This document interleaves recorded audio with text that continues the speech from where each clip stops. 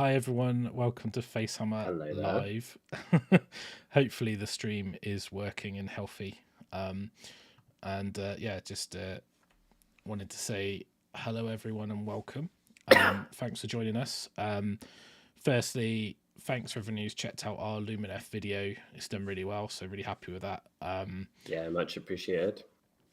Now, it's been an interesting weekend. If people have been keeping up to date with the social medias, I haven't really. Maybe people here are too sane to do that and enjoying their hobby. Yeah. Apparently, like there's a lot of rage about Lumineth, but I didn't really.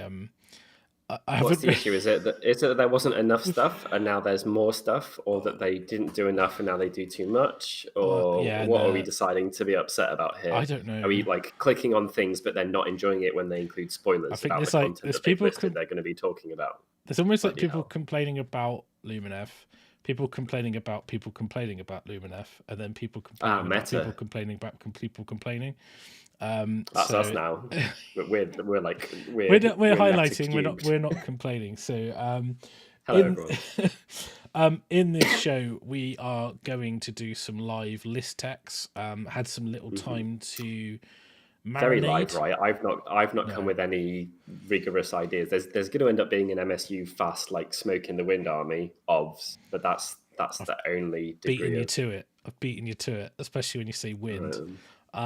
So I've been I hate to admit this, I've been a little bit excited about Lumineth. And this is the problem with doing a podcast where you have to talk about everything Age of Sigmar because you love it, and then you go, oh, this army's cool, and then you go, but over 4 armies I haven't painted yet. Russ, do you want to talk about it?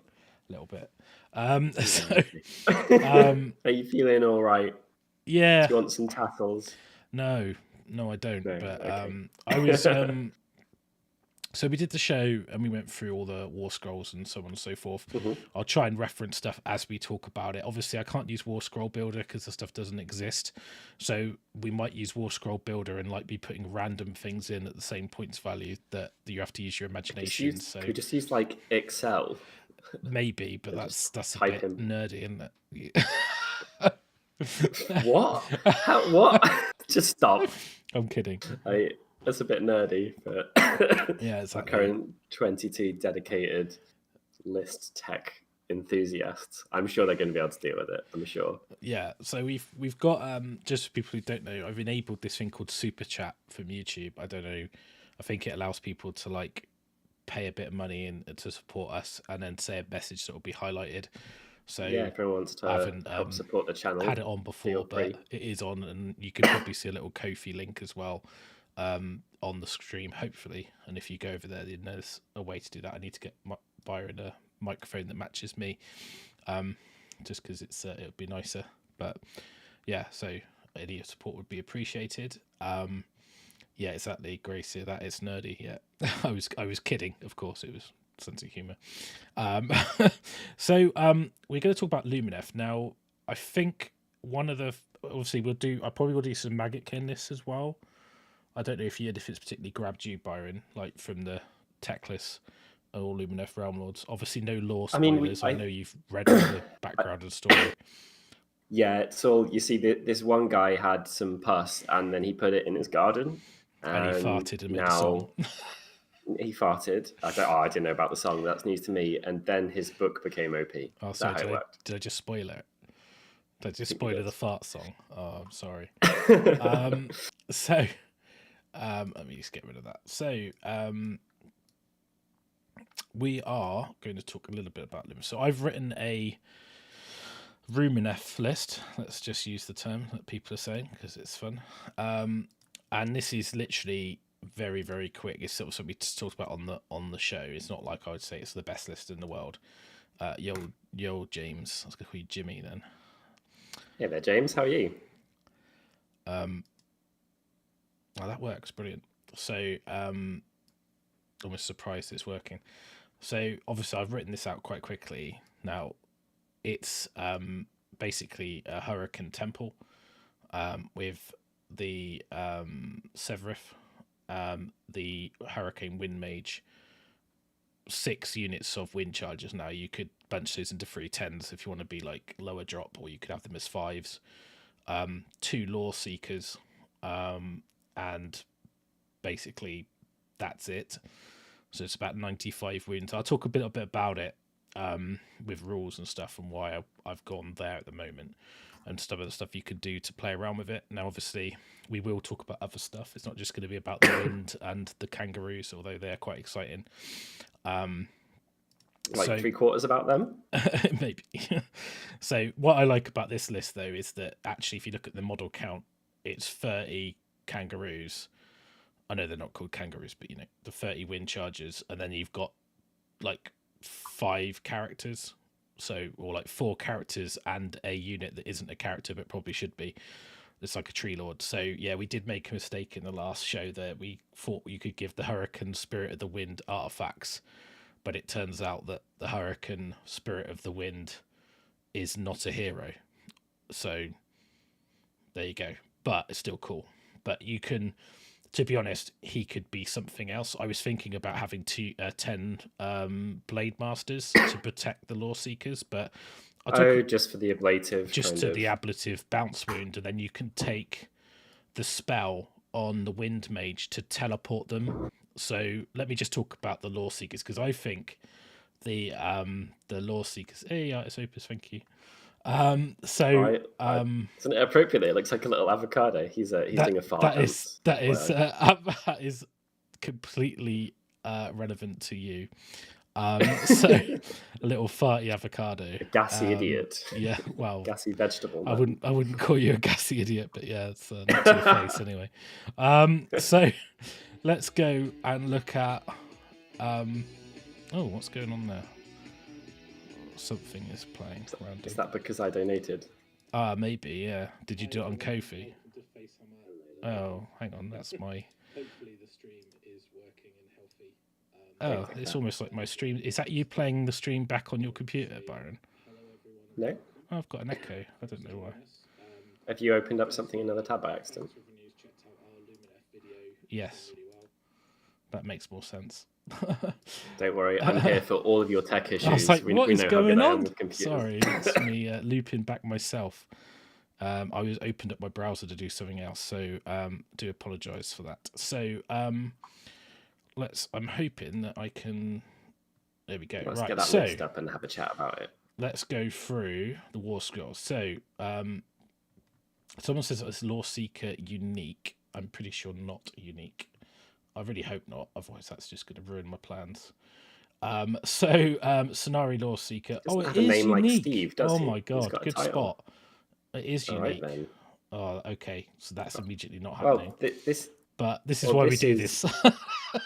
Well, this is the purpose of doing it live, right? We get to have people to help out, and we can literally this is proof that we haven't prepared. This is going to be the literal process of us building a list now. So let's bring it up. Let's cut out the things that we put in that we shouldn't, that were naughty, and let's have a proper discussion about what is going to fill that slot appropriately.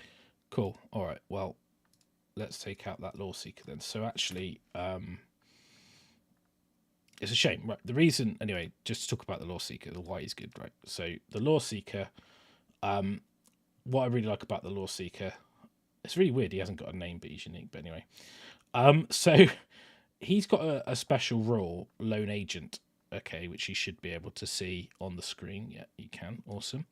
So basically, it says that you can add 1 to save rolls. It's more than 9 friendly models, but he's got a rule that instead of setting this model up on the battlefield, you can place it to one side and then as a reserve, and start the first battle round before whoever goes first. So this is before, like, you don't have to have the first turn or anything. You can set him up on the battlefield more than 3 friendly units not in your territory, and if it's within 6 of an objective that has no enemy units, you gain control and your opponent cannot control it. So what's really good about that is he's obviously, like, he's quite hard to kill. He's immediately captured an objective, so it's pretty good, right? So like you can't, unless you kill him, you can't get that back, even if you put 30 models around it. No, he's completely unique in the game, and we covered already. He's 150 points, so you're paying quite a lot for someone who doesn't cast multiple spells or have an after save or something like that. But what normally happens in that case is that you're paying for something that is rare. This isn't rare. This is completely unique, and you can't get it anywhere else in the game. No, exactly. And I think the what I will do then is I will change the list slightly. So that'll give me 40 points. That'll go to 910. You will have to apologise to me. You have to do this on the fly with a Word document because get Excel open, dude. It's what's required. Or just show you working on on the Word. We can have it represented however we need to. Yeah. So the idea of having the temple. So the temple itself is you have like Severith or a Spirit of the Wind, and then a Wind Mage, and 1 to 3 units of Windchargers. Now, for me, really, it's about the drops, and also it's if you're within whole within 12 a hero of the same battalion at the start of the combat phase, you count as having made a charge. That gives them the extra pile in, and so they get that rule, and they can fly when they pile in, which is okay, but actually it's not the it's not amazing rule, but it's the fact that it's just as a battalion you get lower drops. Now it is quite expensive, so I don't know if it's actually worth taking, but you could even take it twice, so you could basically go Severith and the Spirit of the Wind, and every single one of your characters would end up with a with an artifact nearly. Yeah, not that you can give it to anyone, because if the Lawemaster's unique and Severus unique and the Hurricane isn't a character, then your 2 Wind Mages could be artifacts. You'd probably have to find another hero to slot in that isn't unique if you wanted, but I think you'd run out of points. You just push magic or survivability on them, something kind of basic like that, I guess. Yeah, and in the Helon Great Nation, or Helon, your ruse, a battle line, and then you get +1 attack for missile weapons while they've been free. Now, what's really cool about that is that your actual like kangaroo guy's combat profile for the bows is actually like pretty sick. Is it Rend 2? Yeah. Sometimes or something. It's Rend 2 in combat. So basically, the arrows are 3-inch reach, 1 attack. Freeze, Rend 2, damage 1. In Helon, there'd be 2 attacks. Now, what you can do is reach. Where do their good stats end? What you can do is, because you can charge, and then Lumineth, you get to activate 2 units because of their rule.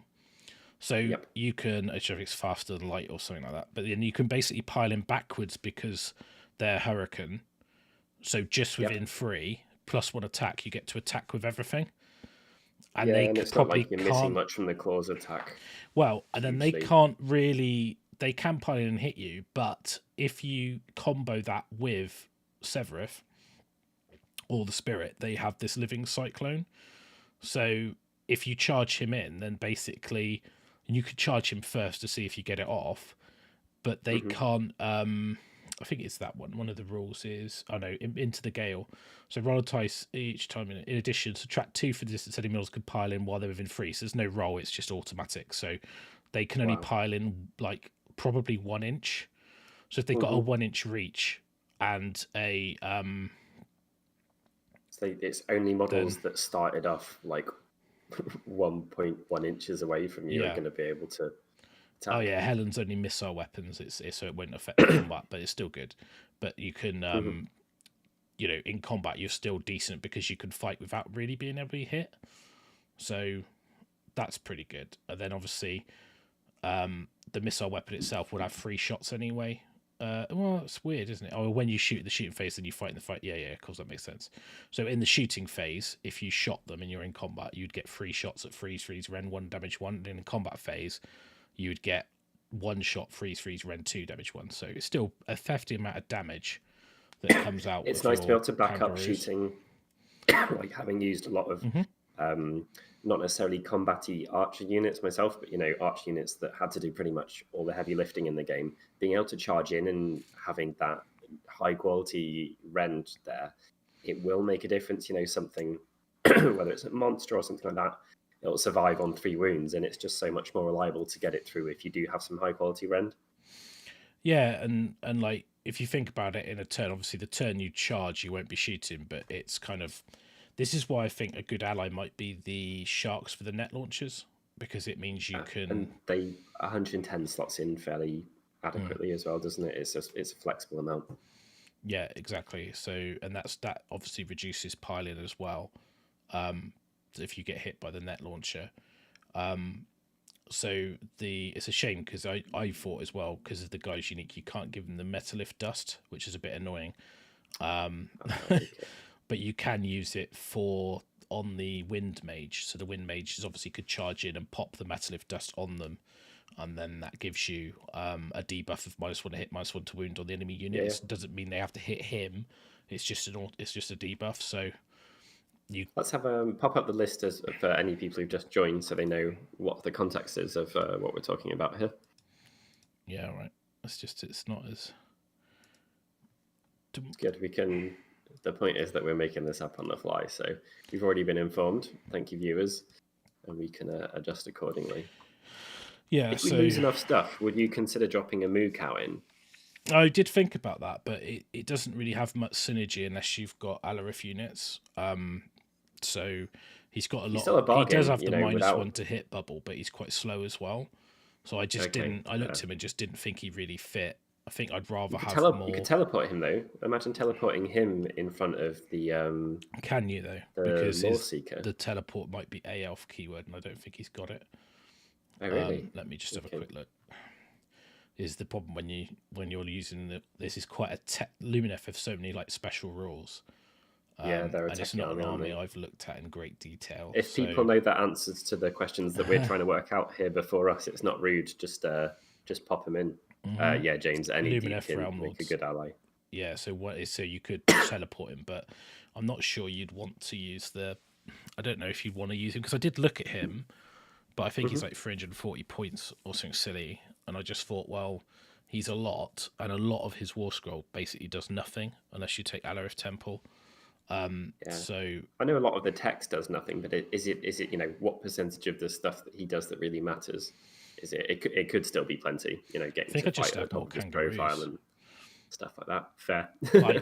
It kind of as it goes, but I think in terms of, I will start calling them Windchargers. I do. I'm being a bit cheeky calling them kangaroos, but so maybe, I mean, you could, for example, double that temple. So I mean, I don't know if this will fit. Not cheap. I don't think it. It's just so many points to be spending in total on.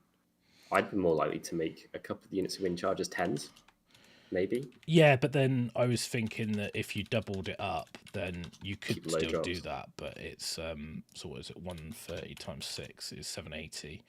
And then you have 250, 300, 2 temples, which is a lot of points for that. And then it is a lot. Points. Yeah, you're gonna be over by 90 points, so I probably wouldn't double the formation up. I think the problem is, like what is a good addition is maybe you go like 10 and 10 and then a 5, and then you take the others out, and then maybe you start popping you have sharks 10. at this point. Yeah, I think you might want 10 Swordmasters, because you they're not called Swordmasters, Blade Lords, whatever they are. And then maybe they're 120, so 240. So that's like, what'd that be? That'd be 260. One of the things you have to remember about this army, and I think it's the only thing that pushes against it. I think naturally it veers towards MSU a lot of the time. One of the things that stops it from doing that is that if you're getting into attack with pairs of units, obviously having at least 2 large units or more than that, so that there's a good chance that 2 heavy hitters gets going before your opponent's fort, is extremely powerful. And if you've got 15 units of 5 guys, aka like exactly the type of list that I like running, it's not as impactful getting to hit them with 2 units before they've fought, is it? No, and I think the good thing about I quite like the MSU approach of having lots of 5s is because it's actually harder to get into a unit and chunk it down. if that makes sense.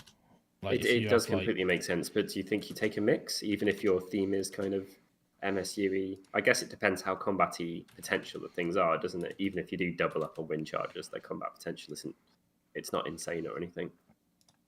Well, I think you want almost, if you have lots of them, they're quite. You could do a lot of stuff like charge one unit on either side. So you could put like a unit into one side, unit into the other side, and it's very hard to actually like lose. That's what I'm units. saying. So their combat potential isn't enough that taking, it's not like, oh wow, 10 of them super scary when they hit me in combat twice. If you do have 2 10s, yeah, the drops is a consideration though, because against some people, this army could, shut down the opponent turn 1. I presume a lot of the games you're looking at this list and you're thinking a lot of the games would be kind of like do some assertive stuff turns 1 and 2, and then it's kind of a stall, or you try and get up on VPs with what is quite a squishy army.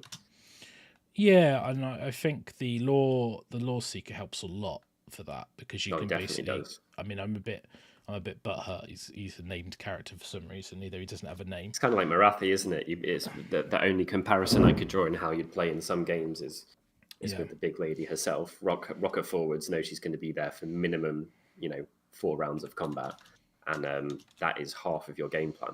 Mm-hmm.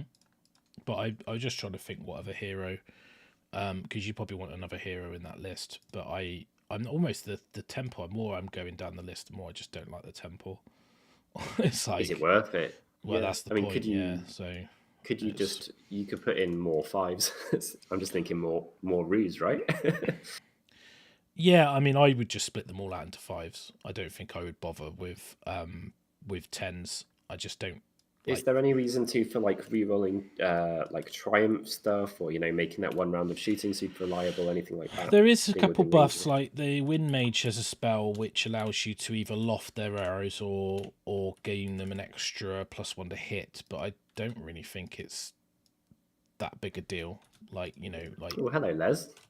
Small units of Windchargers are great because of the Ether Quartz +1 to hit. Yeah. The leadership reduction hurts bigger units. Mm-hmm. Yeah, fair point. It's just so I think as well, like I probably wouldn't even bother with the temple. It's a lot of points, 280 in it. Yeah. I mean, what you could do with the army is you could actually like put a different temple in. So I think someone was saying about I think it's the Aurelian Legion, the kind of the default 2 Sentinel or 2 Dawn and 2 Warden, and then the Kaflar. Yeah. And that fills out your battle line, and then you can have like less, like 3 units of 5 Windchargers and the other elements, and that becomes more of a rounded army where you've got a bit more. Yeah, shooting would longer range shooting would be helpful in this, which is what the other guys have got. Yeah, I don't know if it's much longer than the Kangaroos do because their speed, because they move. Are you missing an anvil? I know the army's very techy and it can run away and stuff like that. Are you missing like something that you can put into people and anchor a flank or something like that? That's why I suggested the big guy. I know that he doesn't make a huge amount of sense, but is there an option? I think you need anvils when your units can be so difficult to hit. They almost become an anvil because you can stick people. Like you can go in and basically go. You can go in and go like, oh, okay, so I can put my Windchargers in, piling backwards. You can't really move. You've been netted.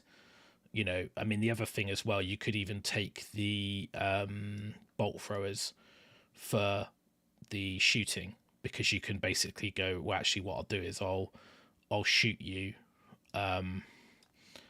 and stop you being able to give you a -1 to hit with the dazzling bolts. So can you drop one of the units of ruse and put in the non-named character bolt thrower dude? Are you talking about the Spirit of the Wind, the Hurricane Spirit? In this list, potentially, because I'm just the problem is it's quite hard for me to like modify everything on the fly with a character. It's not very easy without Warhammer Builder. So but without that 1 unit of wind, you don't need that many units of Windchargers. No, you don't know. I think that'd be quite a good fit because you've suddenly raised the it's almost like a KO army. Like there is a lot of Ren 2 shooting in that list, isn't there? Yeah, exactly. That's not even that points anyway. That's not even near that. So let me just take that off. So basically we go Severus is 300, then 160 for the Law Seeker, 120 for the Wind Mage.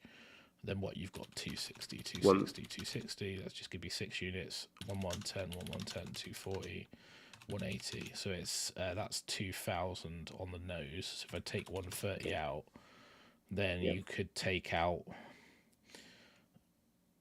Well, you could drop the formation if you really didn't want it. I don't know. I don't really know if it's that useful because at that point you've not dropped your drops that much, have you? Well, the thing is, like, you don't have a lot of command abilities, and like you get Aether Quartz, which kind of like makes up for not having command points. Yeah, it does. So it's not really like you need it. The artifacts, yeah, fine, you might say, but you've only got one hero. You don't have many places to put spend it, them. so Yeah, it's right. like, and if you dropped the temple, and you dropped a unit of Windchargers, you'd have to stay in. You have to stay in Helon to keep it battle line. Battle line, but I think that's all right. You could just put in, you know, a like what points do we end up as? Because I was going to say you could always drop 1690, so you've got 310 points. So you could put in 60 points on top of the. So you basically could put in an endless spell, and you could put in another spirit. So you could put in the Spirit of the Wind. Palisade would be good in that, right? Yeah, I think so. Especially with the contemplation you can do. It's obviously 250, isn't it? So that's going to put me up to 1940. So 60 points left. Yeah, your Wind Mage as well. You could give him the extra spell or something like that, and you could have it so he could have the option of, you know, a teleport and another. I don't know. What are you talking about to get an extra spell? Well, like your command trait and item, you've only got one place you can spend them. So but you've got to take the Helon ones. Okay. So you've got to take Metalith Dust and reroll one charge and one casting roll, which are both really good on him anyway. Yeah, they're fair. So absolutely fair. I think that's where I would end up. Yeah. If you had net launchers on the Alapexes, their allies, you've got the 10 Blade Lords. You could give him the spell. I mean, you could take Loft, but I think I'd take Translocation. Yeah, because that allows to teleport the Blade Lords on top of the Law Seeker. Yeah, just in front of him as a screen is such a powerful option. Someone mentioned that earlier on. And like, as then, like, I know that Warmaster said about the Kevlar Throw and Bravery, but without big units, I'm not sure like it really has much power, if that makes sense. Yeah, you've got the ability to concentrate your fire, but your fire is so short range that would involve your Windchargers being, you know, like 4 units of them being in one area of the table or something, which doesn't feel like the best way to use this list for me. You know, you want them to be unrestricted, in my opinion. Just it is very high drop, but I think that you can spread your army out into almost like, because it doesn't need to be stood near anything, does it? This is approaching a Byron list now. It's like one fly-in, resilient, fast thing away from being exactly the type of list that I would play. What's their allies pool again? It's Deepkin and Deep again. All right then. Like you say, it's only the sluts of AOS of AS elves, such as the Idenef Deepkin, seem to get on with everyone. Replace the Stormcast. They've become the new Stormcast for elves. So I think what's the Life Swarm out of curiosity? So I would interrupt you. Problem is, James made a point as well. It's probably where I'd go is the Hishian Twin Stones, because basically it allows you to cast more readily. But I think you've only got, because the only wizards in the army, because Blade Lords I don't think are wizards, even though they're Vanari, because I know a lot of the units are. No, they're not. They're a bit weird. You know, they're like, you wouldn't be paying 120 points for. Well, you say that, but the archers and the wardens are and so are the Dawn Riders. So, so I don't know why, but there must be a background reason why they're not wizards. and they don't Magic. have Sun Metal rules, even though their weapons are called Sun Metal Great Blades. But you know, it's fine. Then you've got the so I mean, you've only got a Lore Seeker and the Wind Mage, so the Twin Souls is on a 7. You don't have a lot of casts, so I'm not sure it's worth it. I think I'd rather just contemplate with the Lore Seeker to get something off I really wanted. So I don't think it's really that useful. What was you do also? I guess, you do also have tiny, isn't it? The Shrine. So the Shrine's fairly useful if you don't set the Lore Seeker up. Like if you want to just like you can't use the ability, because you might play a scenario where you can't use reserves, or you can't use you know, the fact that you're okay, so you can't use reserves, and there isn't an objective that the enemy isn't either A, within 6 of it, or you can't actually get set there because the territory doesn't allow you to, so you might not be able to use it. And I think it depends on the mission you're playing, so you might just stick him in the thing. I don't think I'd buy an endless spell to give me a little bit of extra cast, and I think as well, like you could. Yeah, I'm just trying to think about games it. Where your Lore Seeker can... How many points is Lifestorm? I think it might be 60. I think it's... Let's just double check what War Scroll Builder says, because it's 50. I was going to say, you could... Okay, then. So you end up with a possibility of getting a Triumph. And because in some games, you know, putting him forward and having him survive as long as possible, that's going to be a thing, isn't it? Mm-hmm. Like, you're just going to... I know you've only got one spell, so you couldn't necessarily teleport your Blade Lords, but you can run your Windchargers in front of him, you know, ideally a bit more than 6 away if your opponent's got shooting, so he still gets his -1 to be shot at. Although, actually, wait, I've just realised that cancels out, because you could have Lookouts or that, couldn't you? For what? Doesn't the Lore Seeker have an ability where if there's no friendly units within 6, he's -1 to be shot at? Within 9, he gets +1 save. I gets +1 save, so it's kind of interesting because you're either giving him Lookout Sir or you're giving him +1, so you can do whichever. I think if you might even take the Sanctum of Amnatok. It's a bit weird because it does increase your size of your model, so it allows more people to get to you, but that gives you -1 to hit and +1 save, and then if you fight it, basically you take mortal wounds. It's like if you're near it, so it might be a useful one to take. I'm not. To be honest, the endless spells, I might just not bother. Like, yeah, it doesn't. For me, it'd be. I mean, Geminids is always good. We can't afford it, so without that, it'd be Lifestorm or nothing. Just maybe. Yeah, just because I think like a lot of your games, your strat could legit be to like have your Lore Seeker appear somewhere as annoying as possible, put stuff in the way, and then if you keep them alive for long enough, your opponents, you know, it's on your opponent to try and pull the game back from you aggressively. I think that'd be a consistent theme. You know, maybe a third of scenarios he would be a linchpin. So if you do have a linchpin, keep him alive for that bit longer. Could just take Geminids, right? That's 60, isn't it? Is it 60? It's 80 now. 80. Is it? I could be wrong. I know it went up. No, it's 60. Maybe. That's 60. Okay, then. Yeah. There you go. So -1 hit, -1 attack. Because it's aggressive as well, and it's also very long range. And so... Potential 26, I think, maybe, or 24. Yeah, so I think you could put that... I mean, to be honest, you'd play games and you could amend whatever.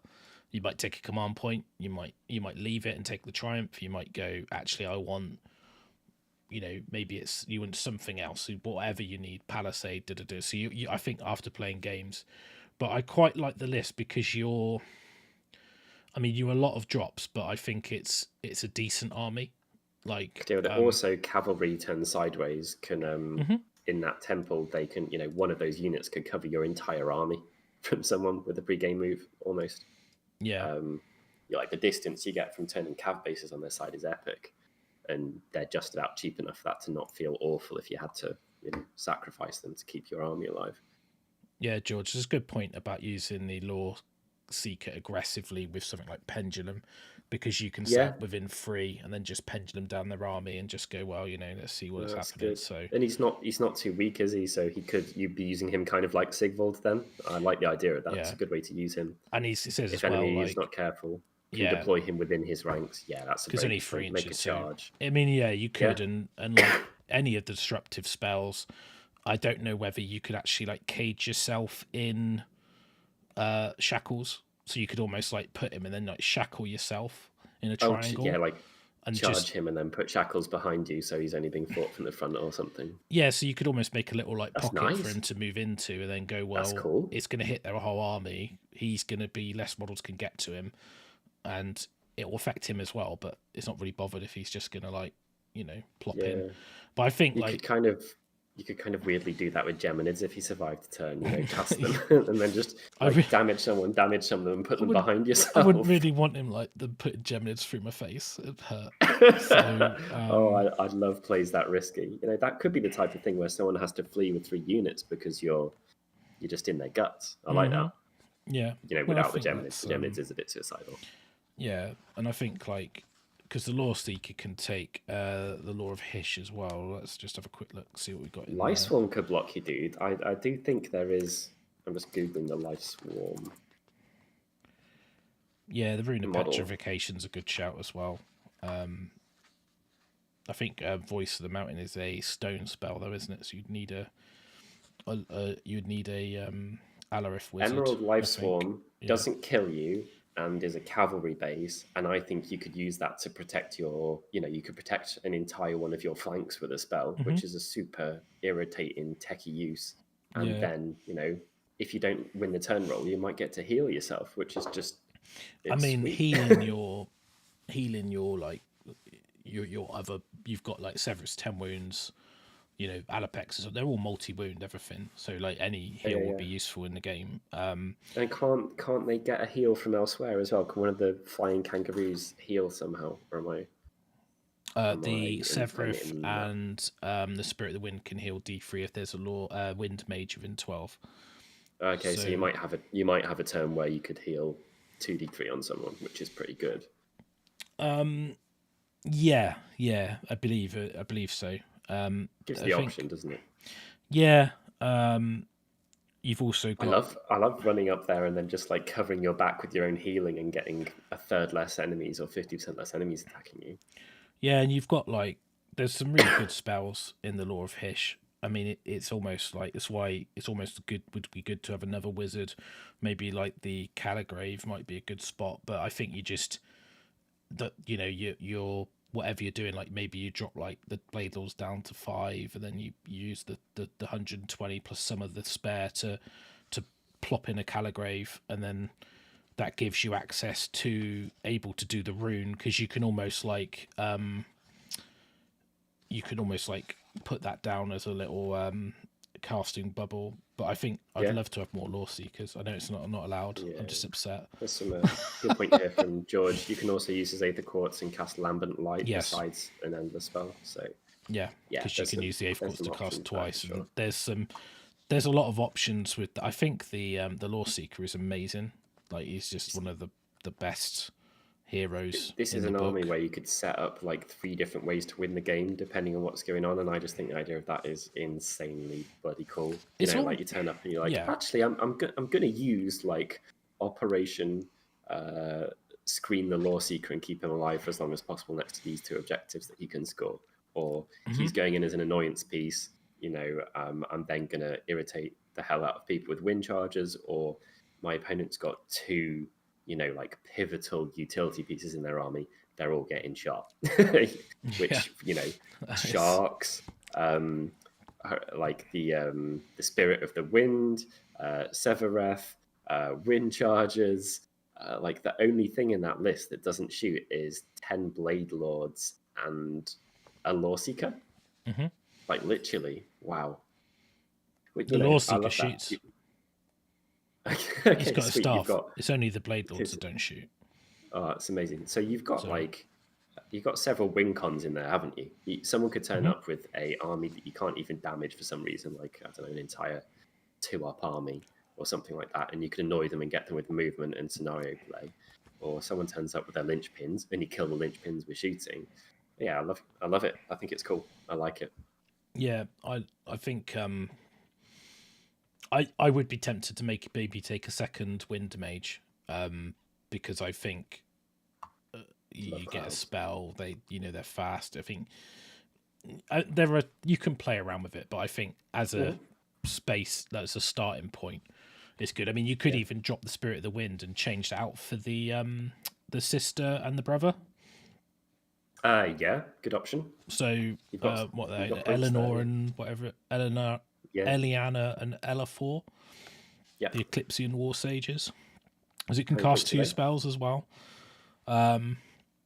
So I think as well, it gives you another disruption piece, a bit like the Lore Seeker, and it's got extra. So it's got an extra hero in your list as well, because the Spirit of the Wind's not a hero, so it's it's good. But... And it's got the laser beam late game potential. Absolutely, you could if you wanted to go like super best friends theme, you could drop 1 unit of 5 Windchargers, 5 of the Blade Lords, and sneak her in, and then you'd have the Spirit of the Wind, Severeth, and her, which is, they're all kind of scary, unique things that are, that'd be character heavy, but it would be pretty tasty. Be interesting to play with and against too. Yeah, I think I would lean to drop in the Spirit and putting in the twins. But I mean, it's to taste, really. I mean, the Spirit's good. I mean, it's not a bad option. I mean, that could be 2 bolt throwers, and then it gives you another 50 points. So it puts you up to 90 points. There's lots. I think there's lots of stuff around the edges that you could tailor. And you might. It's kind of like there's so much like manipulation with what you're doing. I think what's nice by taking like one of the temples where the Windchargers become battle line is you don't have to take Wardens and Sentinels, and more importantly, you don't have to paint them.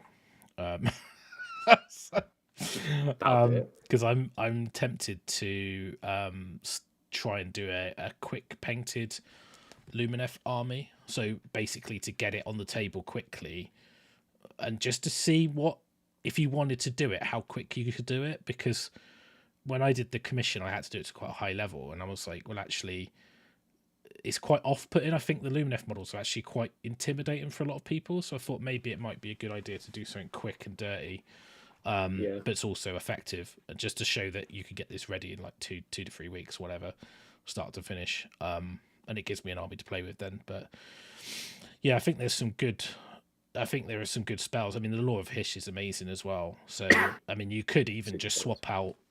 Dawn Riders aren't battle line unless you've got Wardens, right?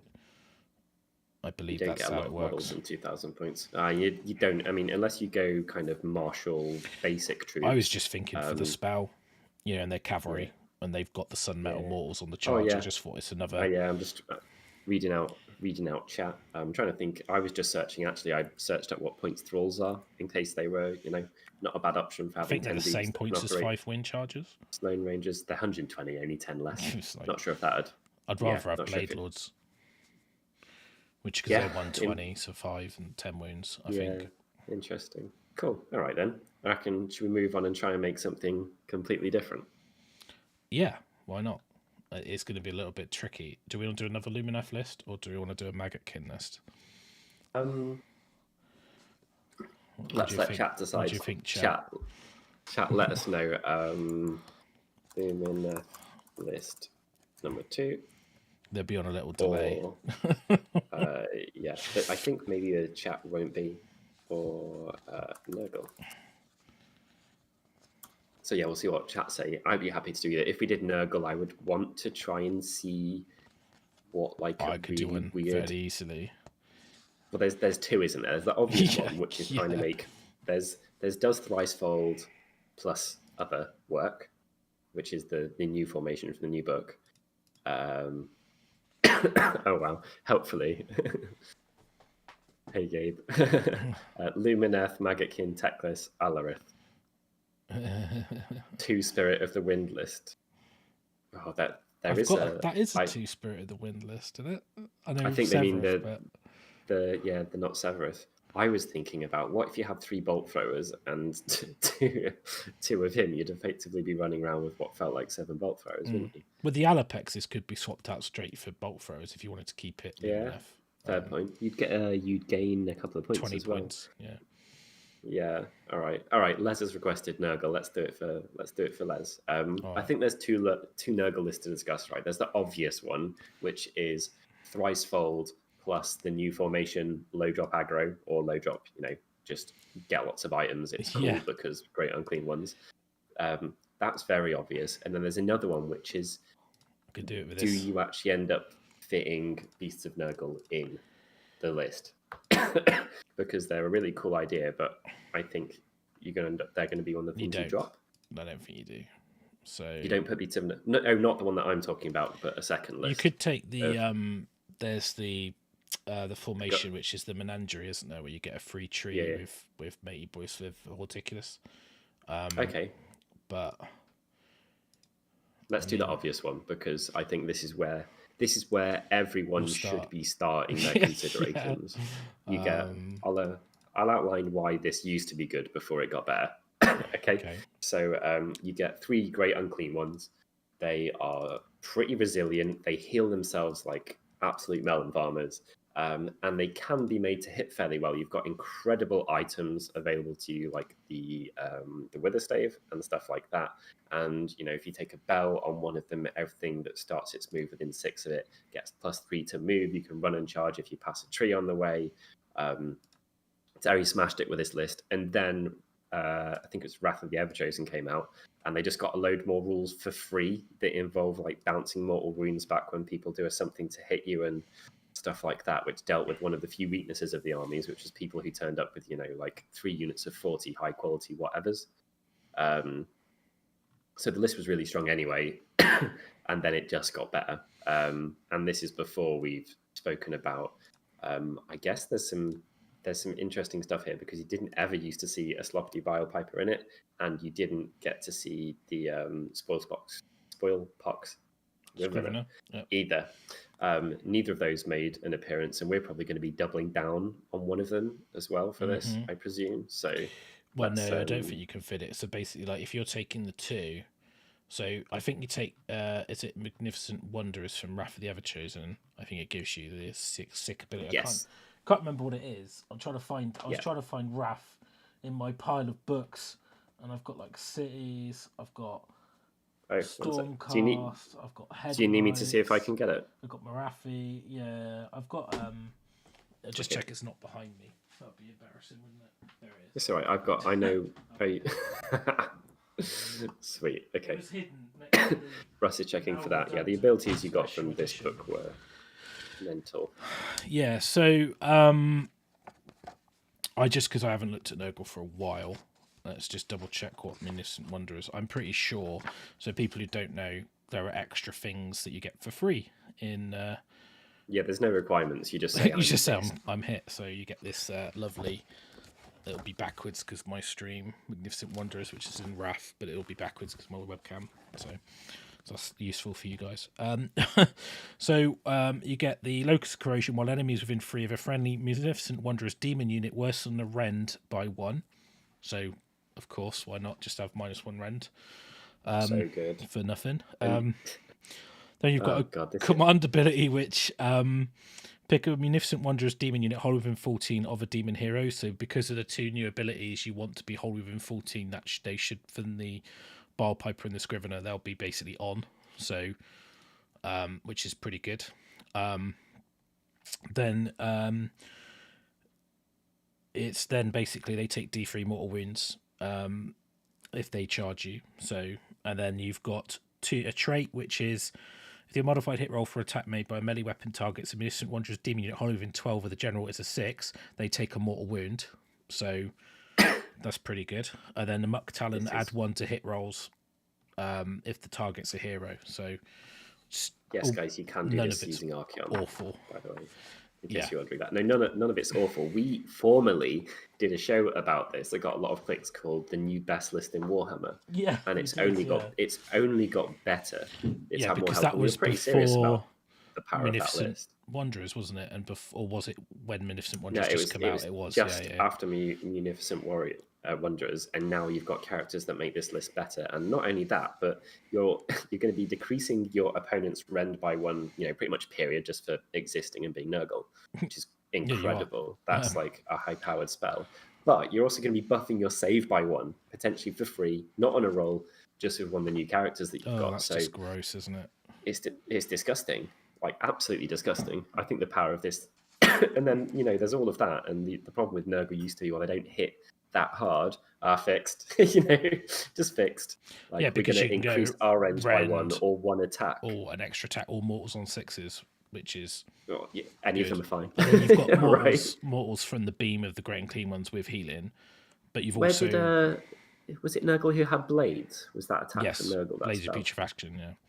So you get it's a Rot Bringer. You now get wizard, 2 mortals on 6. No, you need a Rot Bringer. So you don't have a Rot Bringer. So unfortunately, otherwise you could. In this, if you take this list, Thricefold, so this, you ignore what it says, where it says Lord of Blights.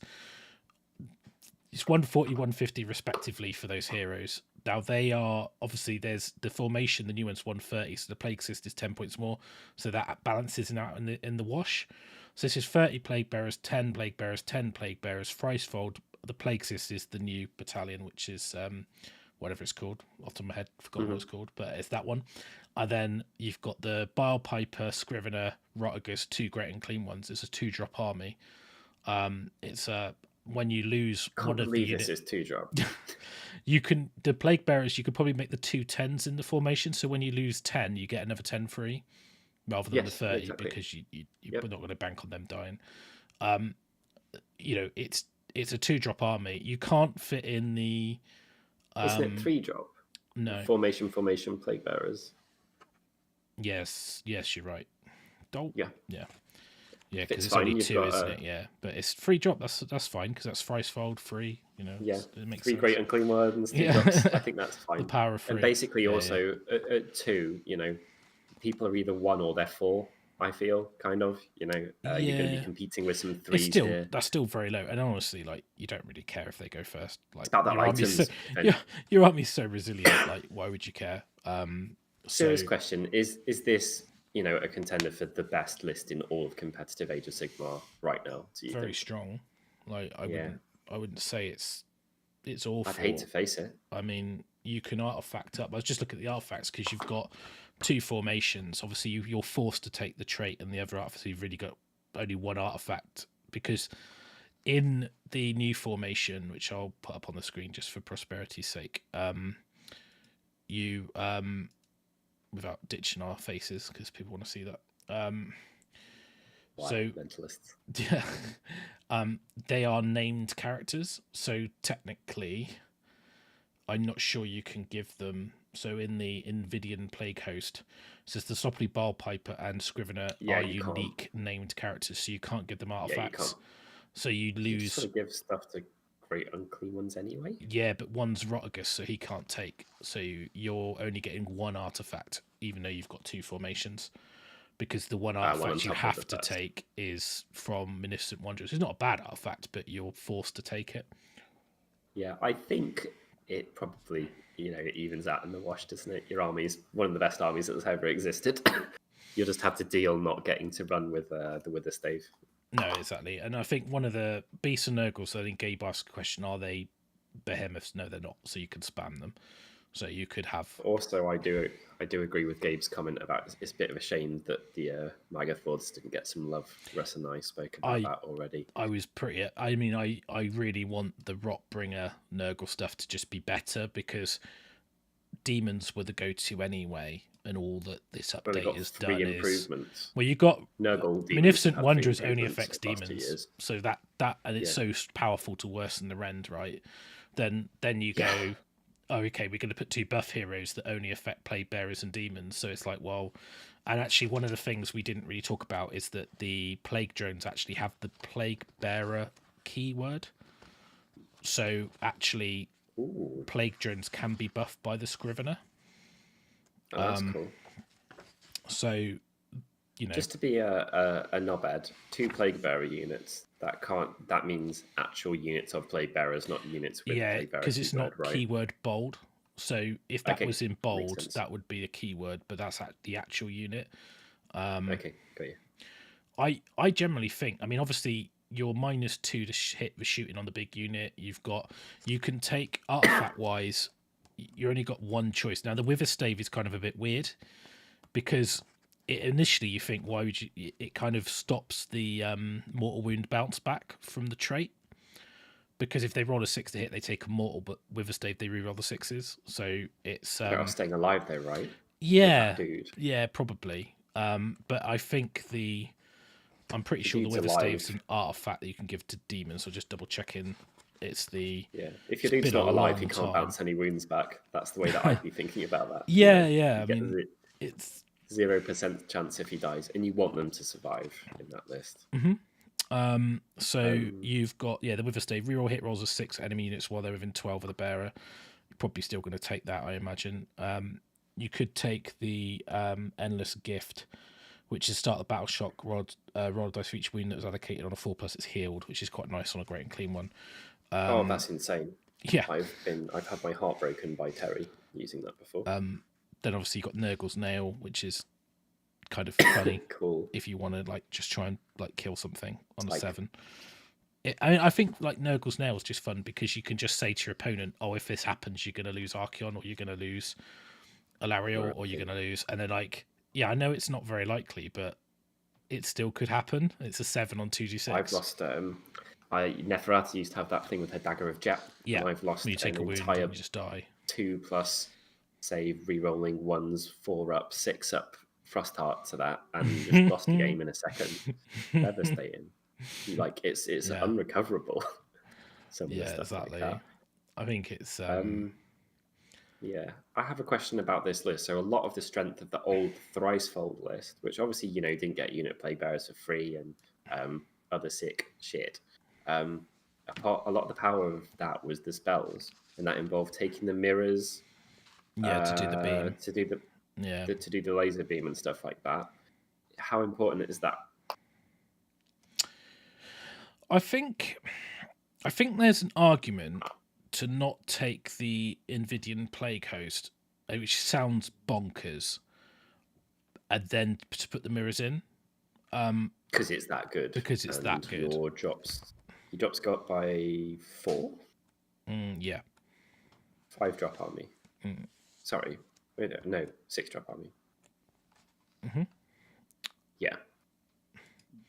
So it's quite significant, like the impact that would have. What do you get for taking Thricefold, by the way?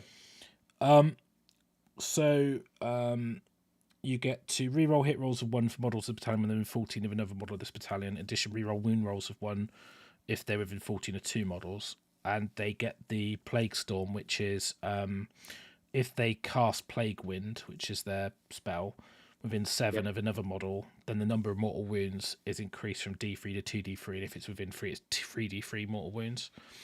So it gives you like a very strong mortal wound beam, and also just reliability of gives you reroll 1s to hit and to wound. It's pretty good. Like I think you want to drop that more than one that basically pays for itself with a free unit plague bearer. I don't think the mirrors are that important. Like I just wouldn't take them. I just go, well, I haven't got spell portal. Fine. Sure. Because it's a different army. Like I think you're way more resilient with the Bile Piper and with the buffs you can do. Like you can't pile in, or you can't. You can also argue you get your mortal wounds from other locations, right? From the wheel, but you still do like from a wheel, 3D3 beam. It's just Munificent Wanderers. You just can't like do any techie shenanigans of casting it and doing it down the side or anything like that. But you can still do it. It's not like you can't do that ability. It's just so. Yeah, I mean, it's fine, but I do like it. It's cool. It's also not too big, and it plays bigger than it is, and it's faster paint. Like That's always been a large appeal with Nurgle. Anyone could get this army done pretty fast, right? Yeah, and don't forget as well, like with the summoning, you'll probably be able to put down, a Bile Piper or a Scrivener in addition. Fair point. Which is what we sort of spoke about. I'm just going to double check. It's been a long time since I looked at this book. Just trying to find where there we go. So a Bile Piper is 14, a Scrivener's 14. That's a lot, isn't it? But I suppose, like, you can... well, it's just the flexibility of something, isn't it? You could just poop out Plague Bearers. It's basically it's all 14, isn't it? 5 Plague Bearers is 7, Nurgle is 7, Narmor 7. Then it's goes up to 21. What's the Beast of Nurgle, out of curiosity? 14.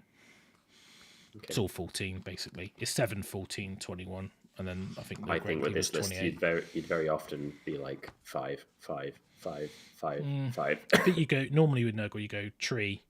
You got 2 trees, then you don't summon any more trees, then you'll get you should have 14 points by turn 4, 3, 4. Yeah, pooping out of 10. Because the real weird thing about it is you've got to spend points to generate more points future on, but in order for a tree to generate 7 points, which is what it costs, it's kind of got to be on the table for 3 turns. Got you. So actually... you're almost like, if you don't put it down turn 1 it's not worth or doing. 2, it's not worth doing. So it's a bit weird. Yeah. It's like you gotta.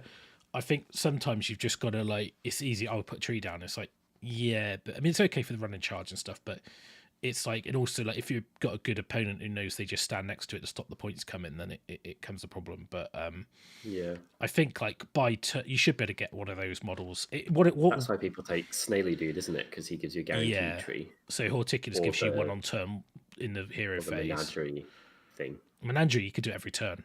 So yeah, it's pretty ridiculous. You don't really see Menagerie because I think a lot of people like the Beasts of Nurgle tax and stuff like that, and you start adding it up. But now beasts are a little bit better.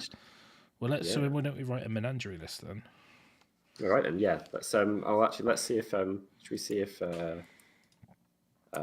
back to Lumineth or Nurgle Menagerie. Wow, that's there's some misspelling there. Yeah, I still think you take that Plague host pretty much every time you write a Nurgle list, don't you? The Plague Cyst. No, well, it's not called that. It's called the Invidian Plague host, but it's not in that one. Yeah, builder because Of course, yeah, absolutely. Well, it basically pays for itself. It costs 30 points or 10 or something. Something like that. People, let us know if you want us to do another Nurgly Purgly or jump back and give the Tassel Boys some love. We're happy to do either. So Beasts of Nurgle are now 110, aren't they? So they've gone up quite a lot. They were only 70 before. I guess they're the same as the Plague Bearers now, right? Yeah. I'm already doing it by their answering. It's fine. Someone's just written the words. I think it's. Well, Russ has the book out. Let's stay Nurgle. All right, we're on it. Yeah, it's a lot easier for me to do. Has anyone else got some particularly cool lists? By the way, has anyone read this book and gone like, "Whoa, well, shit!" Like this book being the Nurgle, the Lumineth, even the ice cream trucks for the Empire.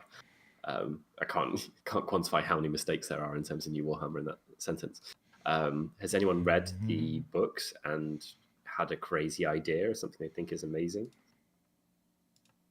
Request from John Stevens: full Umetrica list using the new Regent. Oh god, Lumineth, they're just like, when Stormcast came out and you just didn't know what anything was for like 2 years because all the names were like, like Paladin or Retributor or Sequitur or whatever. Lumineth, they're just that. Regent is like the guy who can buff the weapons. I think the issue is Umetrica's like the Alarith Temple stuff, I think, mostly. The Stone Guard, which is weird because you have like the Vanari, but you have to ignore the fact that this is a lot of random stuff on here. But because some of it could be a Beast of Nurgle. Yeah, a lot of it is. I'm So down. Plague Sith. So let's go with that. How many points are we at to? Ooh, we're quite high. Basically a 1+ that now, isn't it? Plague Sith. I It's like a 1+. You start with it, and then you work out if you can afford it. There you go. That it's fairly. I mean, I don't know how good this is, but it's a great and clean one. Articulous Slimmix, a Bile Piper, and a Scrivener. 3 Beasts of Nurgle, 30 Plague Bearers, 10 Plague Bearers, 10 Plague Bearers. The Menagerie Plagues actually won't work because you need 3 other units that aren't in. You have to drop the Plague Host. You're not going to be able to take it. Because in Menagerie, you just gone through the exact process 3. I outlined, which is you start with it, and then if you can't afford it, you drop it. Otherwise, you have it. Because you need another 3 units, which can be Plague Drones, Beasts of Nurgle, or Nurglings. It's a big formation, this. It is. So you'd have to go like minimum of those. Yeah, it's not. I don't think you'd have a very good army if you took this. I just don't think you get the. Since how many points Nurglings are, they're not very cheap. I don't think. 80. Like so you could go for, and then maybe 1/6 of Plague Drones, but you'd have to like. Again, you're not really getting an army. You'd have to drop. Again, then you start dropping where you haven't got many Plague Bearers. So what's the point? Well, you say that, Russ, but the point of taking this is reliable summoning, right? So you're kind of investing for the opportunity to get more in there, or do you think it starts too low for that to? I just think it doesn't. You end up with a load of crap, but it doesn't really do a lot. And like you need like the bigger units to buff. It just looks awful on the screen because it's just Plague Bearers spammed about 80 times. So. I mean, you could just drop the Nurglings out if you haven't got that formation because the Plague Bearers would count. Oh, no, they don't count. It's Plague Drones, Beasts, and Nurglings. Yeah, I don't like the Menagerie. I don't think you can fit it. I don't think the Menagerie allows you to use the. I just don't think it's worth taking. You might just take Horticulus, but yeah, I don't think you take the Menagerie. It doesn't really do a lot. Yeah, you can always increase your drops in another list and put your snail in. That's fine. It's a lot of points, isn't it? I think you almost just take the Plague Host. And you just put Horticulus in. Yeah.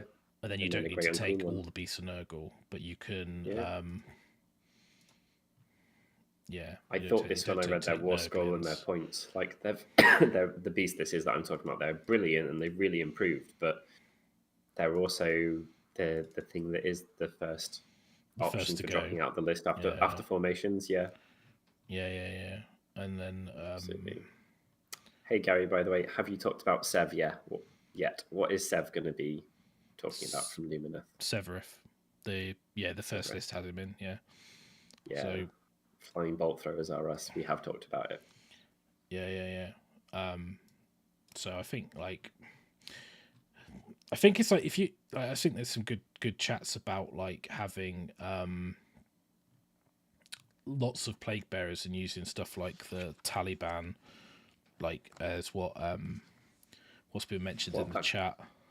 Well, for just the old Thricefold list, but now Plague Bearers are better, and you fiddle points around a bit, and you put the new characters in. Yeah. Right. I know it's not exactly sexy and new. No, it's not. No, but it does work. But it's incredibly good. Like 60 Plague Bearers, Thricefold, Spoilpox, and. But it's basically what we built was Thricefold with just if you drop the formation, you could probably add an extra 10 Plague Bearers, but you're right there. Actually, you probably don't get. It's exactly what we built, so it's you just get your Plague Bearers later rather than sooner. Yeah, fair. Yeah, it's exactly so. And higher drop. I think as well, like I'm sure there's to be some tech with using like Plague Drones and things like that. So yeah, it's not a bad shout. I think I do think I need to spend a bit of time looking at using something like Puscoil Blight Lords, and then putting in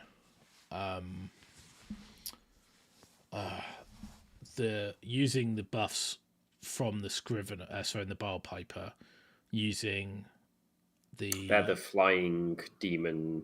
The mortals, the Rotbringers, and then using. I mean, if you use normal Plague Drones, you can use the I mean, what I used to run in my list was a Lord of Afflictions with the Rustfang. And then I used to run like a Nurgle Rotbringer Sorcerer, which allowed me to, or I actually used to run Festus and Blowab, which allowed me to cast Blades of Putrefaction on the Plague drones, and then the drones could also have like +1 attack, mortals on 6s or whatever from the 2 buffs from the, because they're Nurgle demons and they're Plague Bearers, so you could literally overclock them with the 2 characters. And that's before Munificent Wanderers was the thing, isn't it? That was, it didn't exist. So like, so they just got even better. Yeah, so basically, like, you would, if I go to my old list, you'd probably just drop out Blowab to put in the 2 other heroes, and it would work. And I think it's got cheaper since then anyway, because like Plague Bearers went down a bit at some point. Yeah, they used to be 120, I think, or 130. Yeah. All these little things really add up, don't they? I haven't played it since Adepticon. Like, it's been that long. Because Blowab's 240, so if you went for, let's say, for example, I'll just dump it in now while I've got it open. Yeah, do it. That's what we're here for.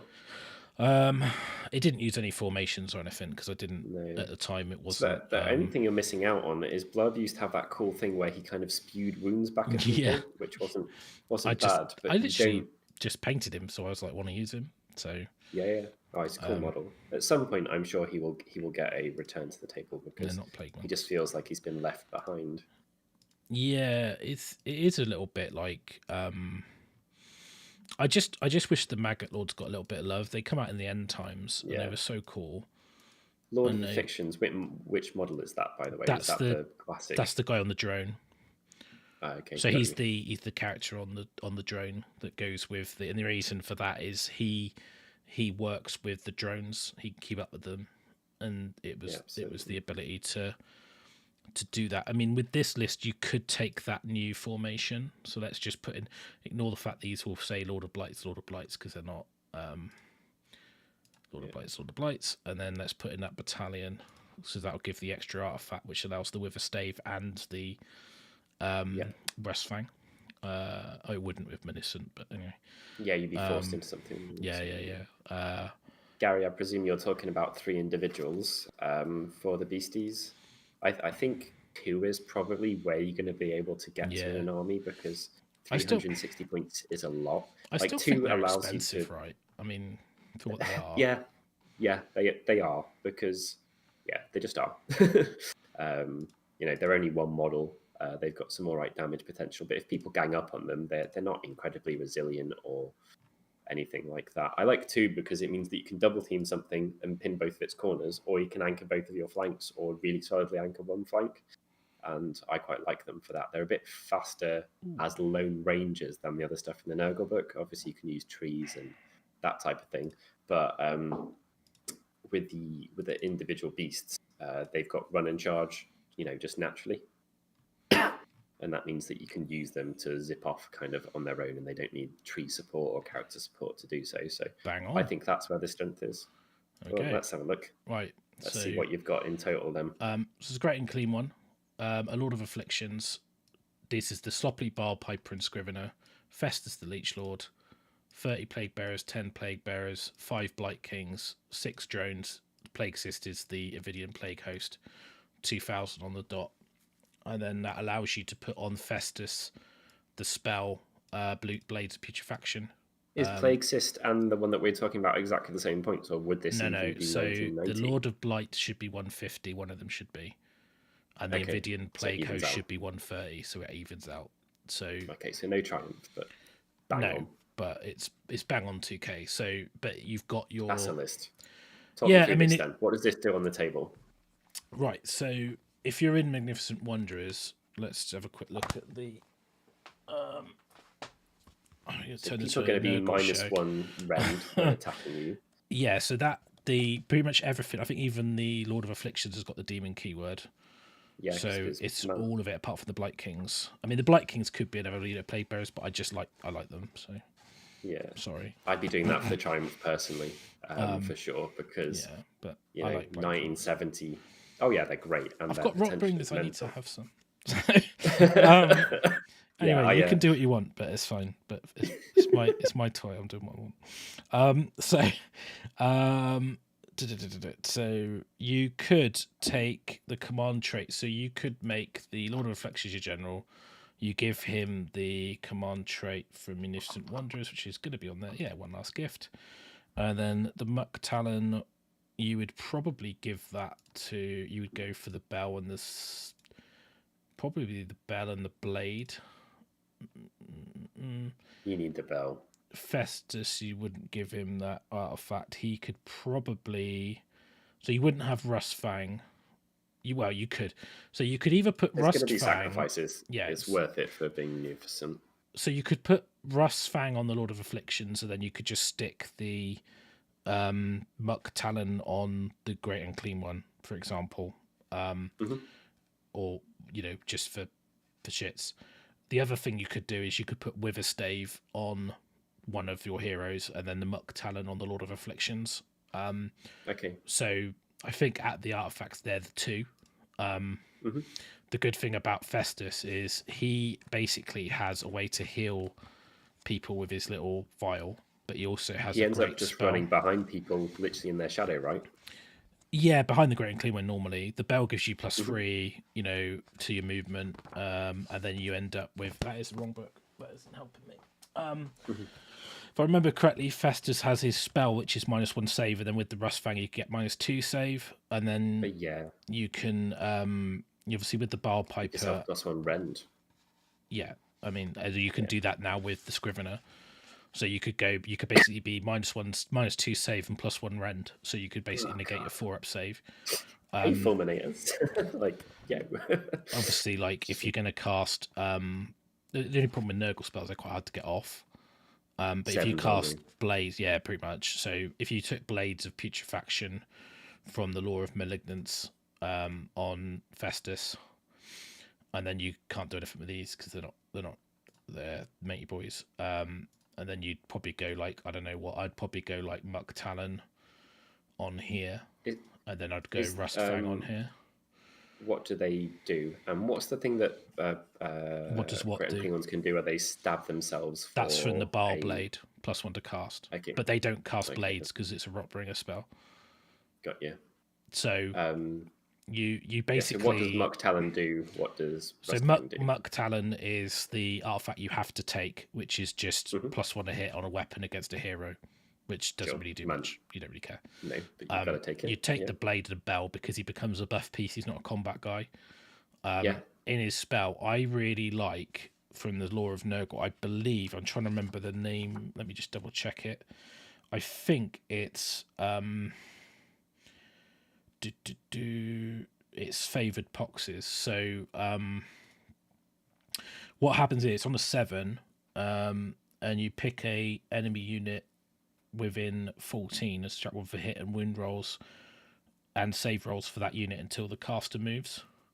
God. So what you can stand still and debuff, just don't move your Great and Clean one. So normally what you do is he blobs into the middle with the Plague Bearers where you need him on an objective, and then all you're doing then is you're fighting around that piece, and he's not really moving around. Central core of healing itself. They've got, even if their spells are quite a lot to cast, they've got 2 casting attempts, Great and Clean ones, haven't you? So you're not too weak magically. Yeah, and he can stab himself for +1. So it's why I like the Blade. And obviously the Bell gives you the reach on the Lord of Afflictions and the Plague Drones, and they become your run and charge with the tree impact. So you almost sit as a blob, try and debuff them, and then when you get the combo off, you then launch out. If you don't get the combo, you don't go out. Just to remind people, all of the movement we're talking about is if you run, but you run into range of a Nurgle tree that you don't have enemies in range of, that gives you can now charge even if you ran. The Bell gives units that start within 6 an extra 3-inch move, within 7, like that, I believe.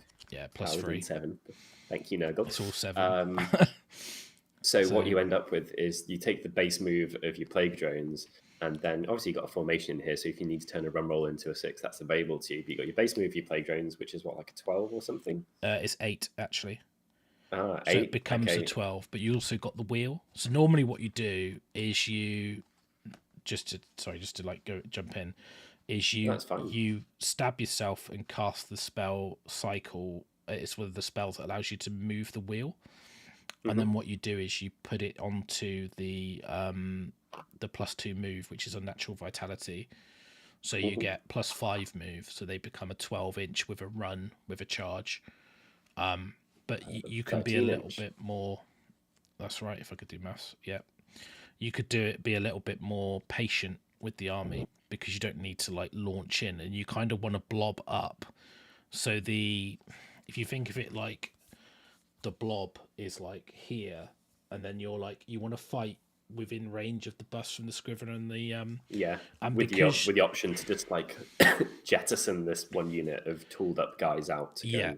And with Munificent Wanderers and with the Bile Piper and the Scrivener, that 30 Plague Bearer can basically be, +1 save.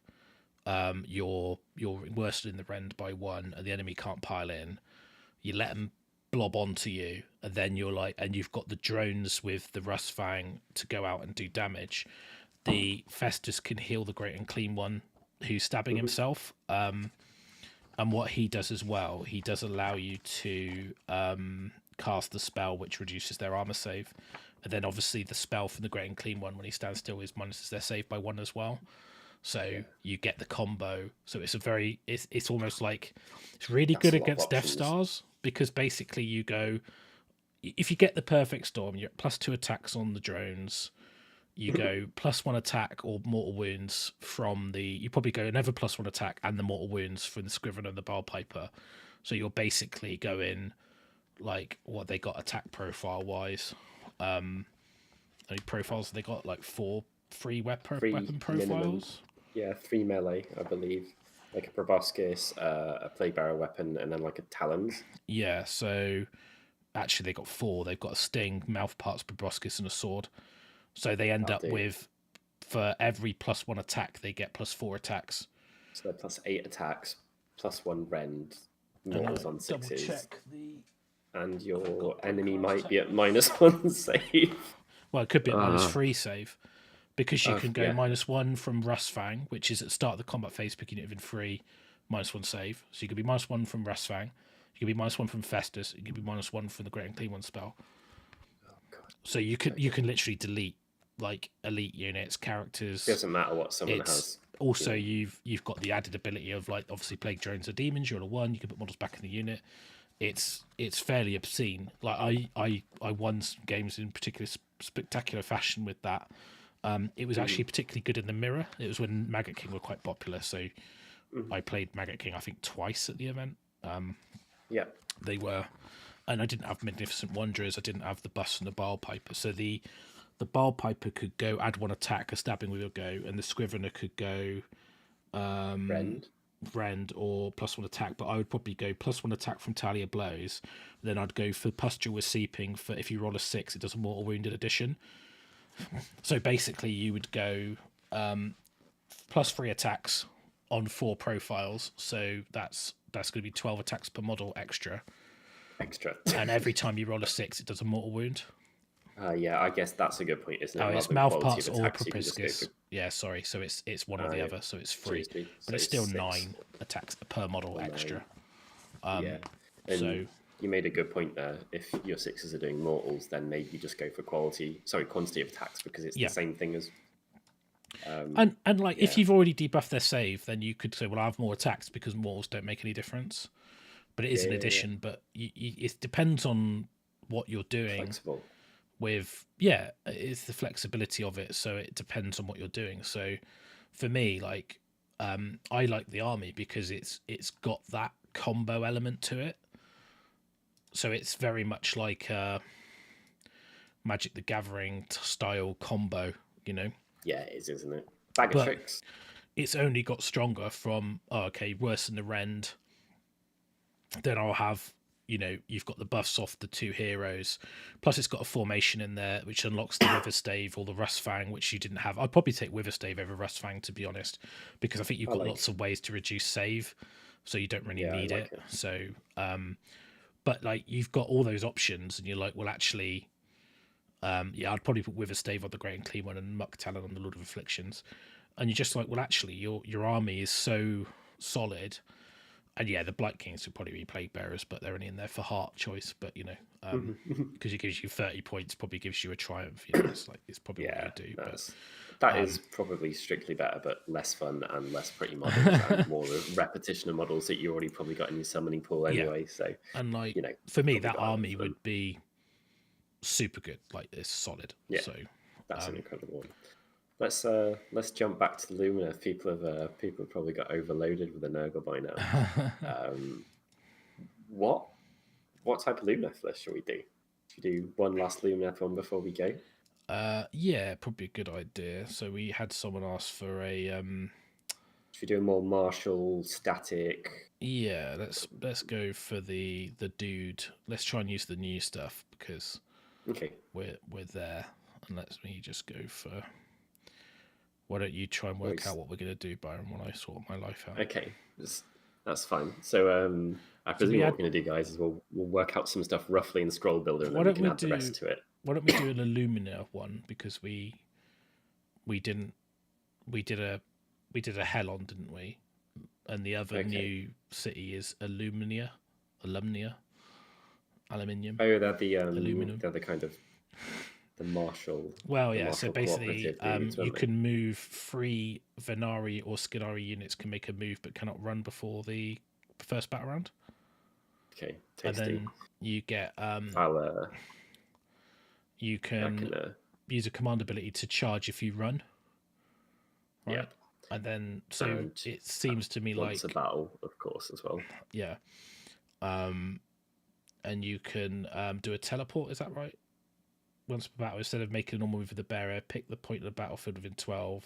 Oh, so it's like a teleport, right? So we said that would be really good on that. You can't give it to the cow because he's named, or he's not a hero. The normal unnamed one. You end up a bit restricted, don't you? Yeah, because most of the characters are named. It's almost like formations become a bit like. Yes, it's a good point. I think it seems like potentially an oversight there, but maybe that was something that was added retrospectively because they didn't want people to make multiple of an interruption piece. I'll take 6 Law Seekers and just win the game. Yeah, absolutely fair. I could completely see that being, them writing some cool rules, and then it could have just included though you can only have one of this, even if it wasn't unique. There's ways around that, but yeah. Let's try and build something. Are we gonna lean on newer troops? Are we just gonna mix everything up? Are we going to like spear? We should, because Vanari, right? So let's not use Lurie or Referral. Let's use the Vanari Lord Regent. Okay. And like the Banner Blade, and I was going to say, what about the Flagman? And like just try and do like a more like martial traditional like high elf army. Like the old sort of like Silver Helms archers, spearmen. So this one isn't going to be some 60 wound list full of elites. This is going to be. It's going to look like more dudes, like a scene out of Lord of the Rings where they're all lined up for battle. Okay. Let's go with that, and then with Dawn Riders count like a bit like the old traditional lines of men, and then the cavalry come in on the supercharge for the Dawn Riders with the guy getting all the buffs. So let's see what happens. So I'm going to ask some questions for you to answer for the audience here. Wrong. No, go on. No, you're not. These are the type of questions you can definitely answer. All so, right. Given what you've told me, does that mean we don't have Teclis, basically? Correct. Because he's 1 billion points. Okay, I presume that was going to be the case. Thought it was worth checking. Are we going to mix up our types of cavalry? Are we going for some of the fast normal ones and then having some ruse for shooting, or do you just go ruse because they seem like a bargain? Nah, no ruse. I think you take we've done a rule list. Let's just be different. Right? Yeah, okay. So I think what you do now is, if it's me, I almost visually what I want to see is lines of spearmen with archers behind, with bolt throwers, and then like cavalry on the sides.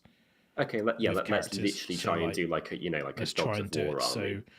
So I've bunged in already 10 sentinels, 10 sentinels. Then I want 10 wardens, which are the battle line spearmen. 2 units of 10 Dawn Riders, and a Kaflar, and then the battalion, which I think is Aurelian Legion, which would be the Kaflar and the 2 units of Sentinels, 2 units of Wardens as a formation. Why are you taking a battalion here? Well, just because. Okay. It fits. No, I was wondering. Okay. So. It's popular, right? Because it allows you to get your shooters down in people's face. And let's go to the actual official Lumineth book, because I'm going to old War Scrolls. 8 months old.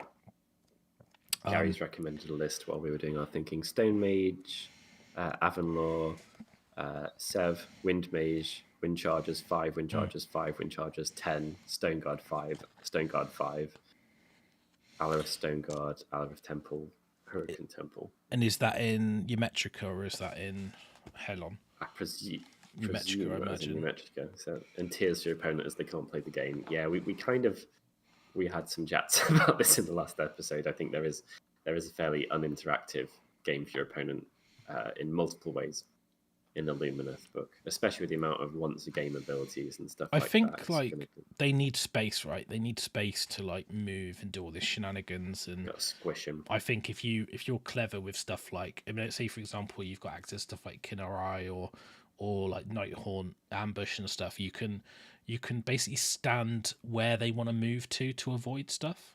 You can things like Nighthaunt are like a stealth counter almost, aren't they? Yeah, they wreck them. I think here's some high quality rend attacks. Even just I rolled. If you take the what's the formation? Death Riders, and you roll a 9 on the charge X-race fight in the charge phase rather than on a 10. You can. I think Nighthaunt. I did a poll actually, and people said for the live list tech to do Nighthaunt list, so we would have done that, but because this come out, we've literally swapped it, but we will do it. So I've got some really good ideas for Nighthaunt. It's one of the armies I'm quite familiar with, where as opposed to Order, which I'm not really. Hence why I'm making a few errors. Pop your list on the screen, then let's have a look at what it looks like on a. Yeah, I'm just. Is it not up? Sorry, I'm being silly. It's all good. Right. So I'm just going to check what that formation does, because it seems to be taking quite a lot. So reroll save rolls of 1 for attacks that target a friendly unit from this battalion whilst within 3 of any other friendly units from this battalion. Oh God, that's good. All right. So it's okay. Shield of Light. There you go. Solid. Sonari, Kaflar, and so it gives you an artifact. So I think we want to take Matey Boy on the horse, right? Is our general, because that looks thematically cool. The charging llama man. Yes, which I now try to remember his name. Vanari Lord Regent. He's 150 points, so if we've got anything we can put in for 150. Put another Kaflar in, we're 10 points more than what we are here. Yeah. Running out of points. Then we want 2 bolt throwers, right? So 2 bolt throwers or 1 flying kangaroo. I want either. 2 bolt throwers because aesthetically it looks cool. Yeah. Okay. Sorry, I'm going pure on look here, and then we can worry about the tech. It's all right. One of the nice things is you do get to cover 2 points with them. If you've got backfield objectives or something, your guys can just be standing next to it, affecting the board. From bloody miles away. So bolt throwers Brian Carmichael used to use bolt throwers really well, and never quite understood until I saw him putting them on a table. Put them in he the ran corners. 4, didn't he? Yeah, you just put all 4 there, spread out. It was a different 2 dragons, game, but yeah, 2 frost hearts, and then 30 dudes on foot. I need Certainus 160. Anyway, I need Certainus 1. There's not much choice in the Lumineth. Let's go to. Can you ally in a Deepkin thing?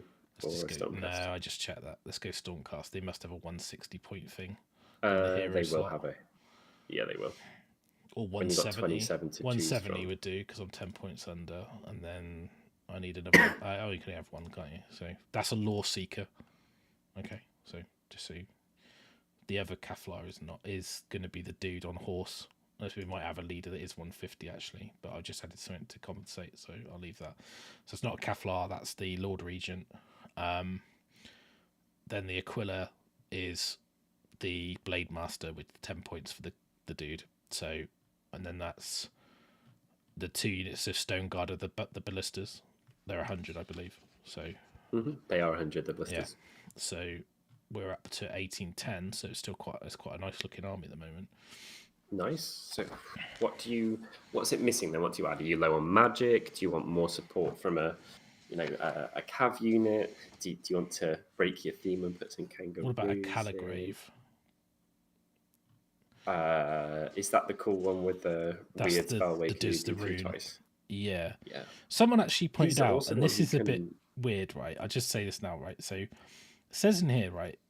So erasure, and it says like either inflict D3 or mark them. However, it suffered. Oh, it's mortals. Someone said about they weren't mortal wounds, but it says mortals. It might be. I think it might be a misprint in the Teclis book. I'm looking in the actual army book. They might have found a difference. Might have found a difference. I'm excited now. Yeah, so in the Teclis book it says D3 wounds rather than mortal wounds, whereas in the Lumineth book it says mortal wounds. Obviously, it's an error. Wow. But someone said like, "Oh, that means you get your armor saves," and I was like, "Well, no, because inflict is after saves." But so it's just it's an error in the book. We found a difference.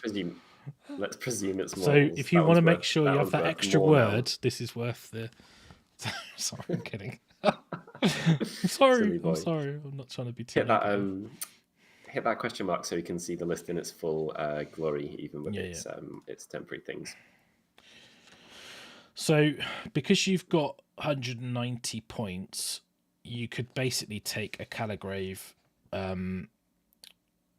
which is he's 100, so it gives you 90 points left.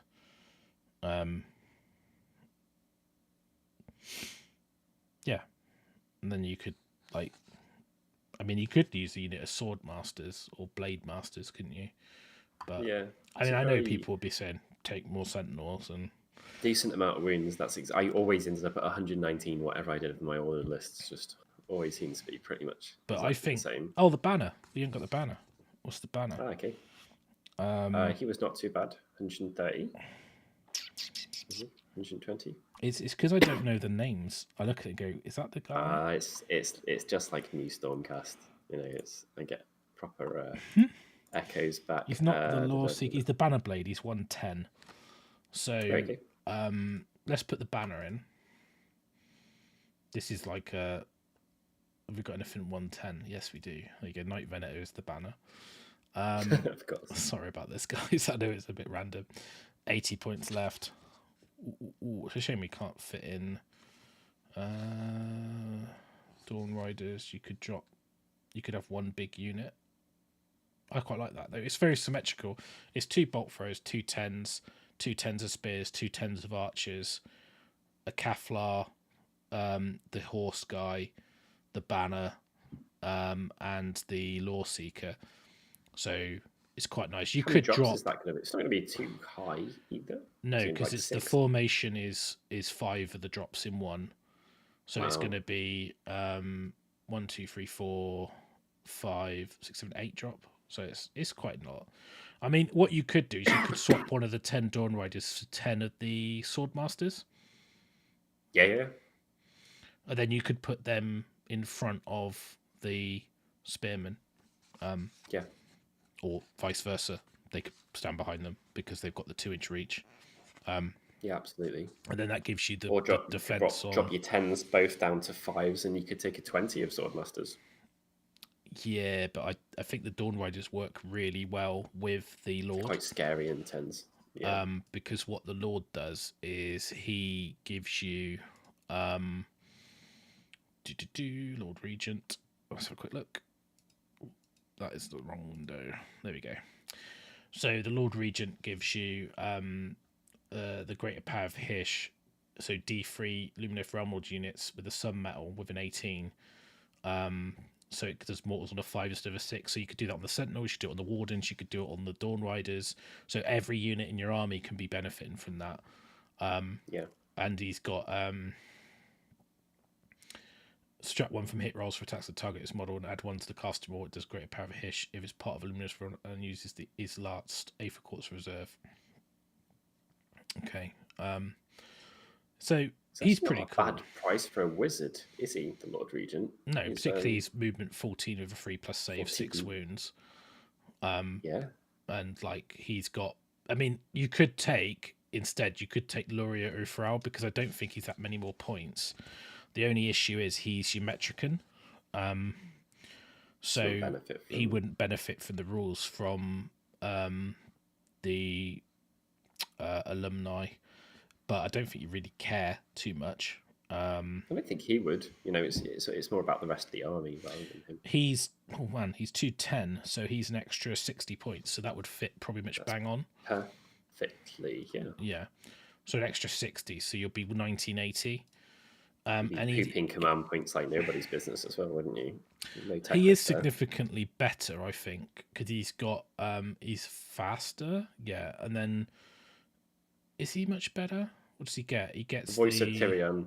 If this model is part of your army and Tyrion, and Teclis isn't, okay, yeah, on a 2+, you get 1 CP. Like that's every fine turn. Just for that, right? Yeah, every turn. Yeah. Well, particularly when you've also got a shooting attack and a demon bane. You've got those 10s running around. Those CPs, even if you're using them something on a bit boring, you've already got reroll. I don't know, you're not going to reroll. Well, yeah, just using it on reroll 1s to hit or to wound or to save or something like that. When you're ploughing your Dawn Riders in, which are pretty tasty on the charge, I think you can have a lot of use for CPs. Yeah, and then you've got the banner, which allows you to do the mortals. It's a bit of a patient army. So he's got the bravery buff 1 or 3 if he's within 3, and then he's got the once per game do the blast, which basically means that they take D3 and -1 to hit rolls. Quite nice to have the bravery when you're rocking the horses in 10s.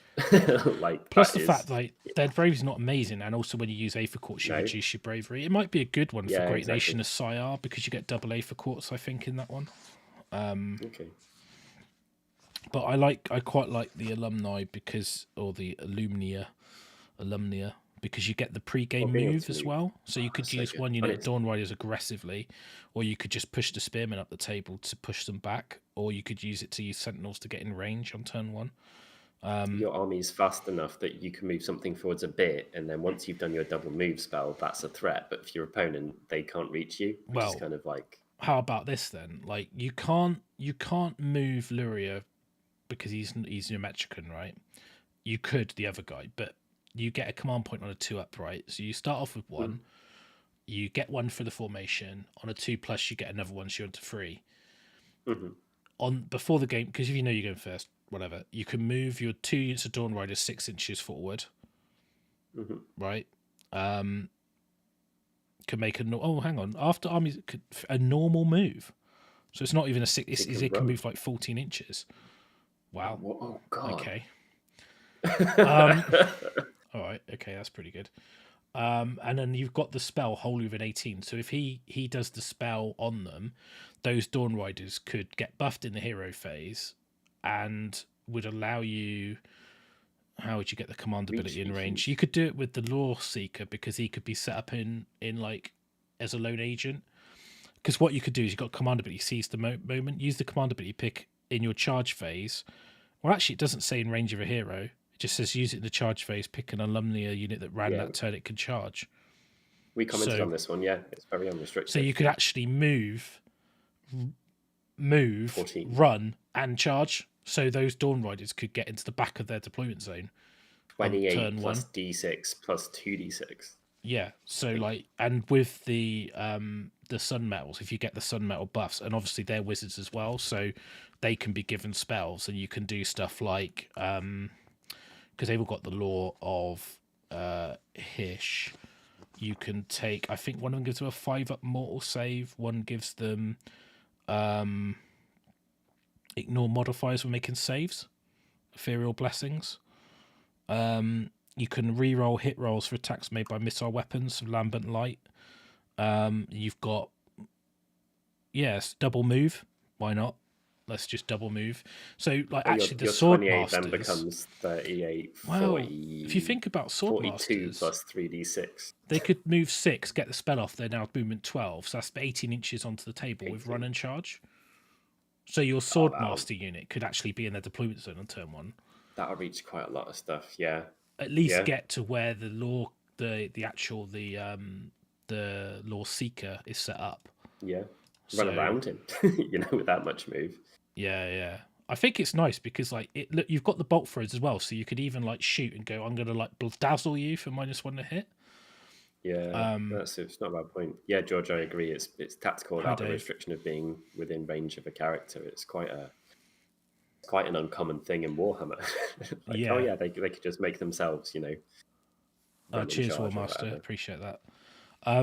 Yeah, so I think do you know what? Not only do I think it look really cool, it looks like a martial army. You've got a standard, you've got a general on a horse, you've got a freaky, get up in the face. Yeah, 2 bolt throws, 2 units of archers, 2 units of spearmen, 2 units of dawn riders, or you could have 1 10 and 10 swordmasters, which is probably where I'd go aesthetically. I think it'd look nice to have a 10 and a 10.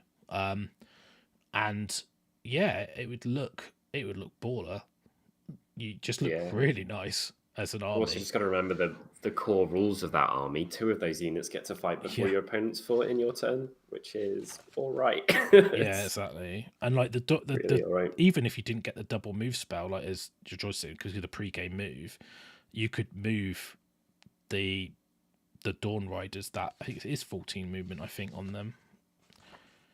It's this feels like a less wanky army than the ones we've been writing. There's nothing wrong with having super techie, fly around, crazy ones. But I think you and your opponent would have a really good game playing with this. It's not overloading on magic. It's not like, oh, I'm 1-drop and I've got this one plan. I just take stuff out of my box and kill you. You'd have to play your tits off to make this work, but it could be really rewarding, I think, and your opponent wouldn't feel completely overwhelmed. Yeah, I think it would look. Oh, just aesthetically, it just looks like a proper army, doesn't it? You'd old paint hammer, like old Crusaders or something properly weathered up. It just reminds me of old high elves. I'd love to see this in black with very weathered steel. Yeah, a bit of rust and maybe. Yeah, it would look wicked. Be you can put because and again you still got the Kevlar for stuff like the bravery bomb absorbing the Aether Quartz on the units, because you could be set with the guys taking the Aether Quartz. I think the Law Seeker's awesome. Yeah, he absolutely is.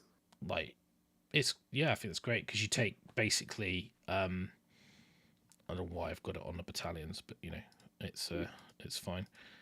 You go to you'd go to in the list you've got, this would be the character, you need to add another 70 points on there, and then this would be the a Kevlar.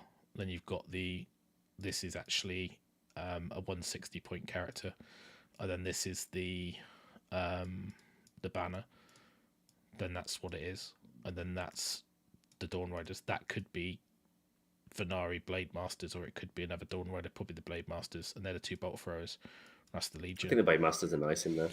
It just looks nice, doesn't it? And I think it gives you nice synergy with the Law Seeker, and because you're playing Alumnia, you've got the ability to get them next to him first turn, because they can move 6 and then get there. Yeah.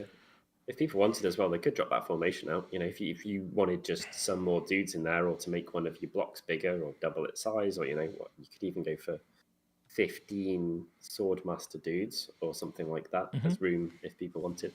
And you've actually, in this army, you actually do have characters that can take an artifact, because you've got 2 non-named. I don't know if there's anything funky you could give the banner, because you get an artifact, don't you? So it depends what role he's going to play. He's Vanari, right? So okay. So he can either have an extra of Aether Quartz, he can run and still charge, or he can dispel. Okay, I don't really think you need more unbinding. So he's kind of you don't really need that. Or you could give it to the Vanari, because you've got a Kevlar because you could give the default ones from Alumni to the other guy. So what did you have there? Phoenix Stone. If a friendly Realm Lord's hero is slain within 12, roll a dice. On a 6, he comes back to life, which is pretty good, isn't it? And then, or you get a silver 1 plus extra cast, or +3 to the attacks of that weapon.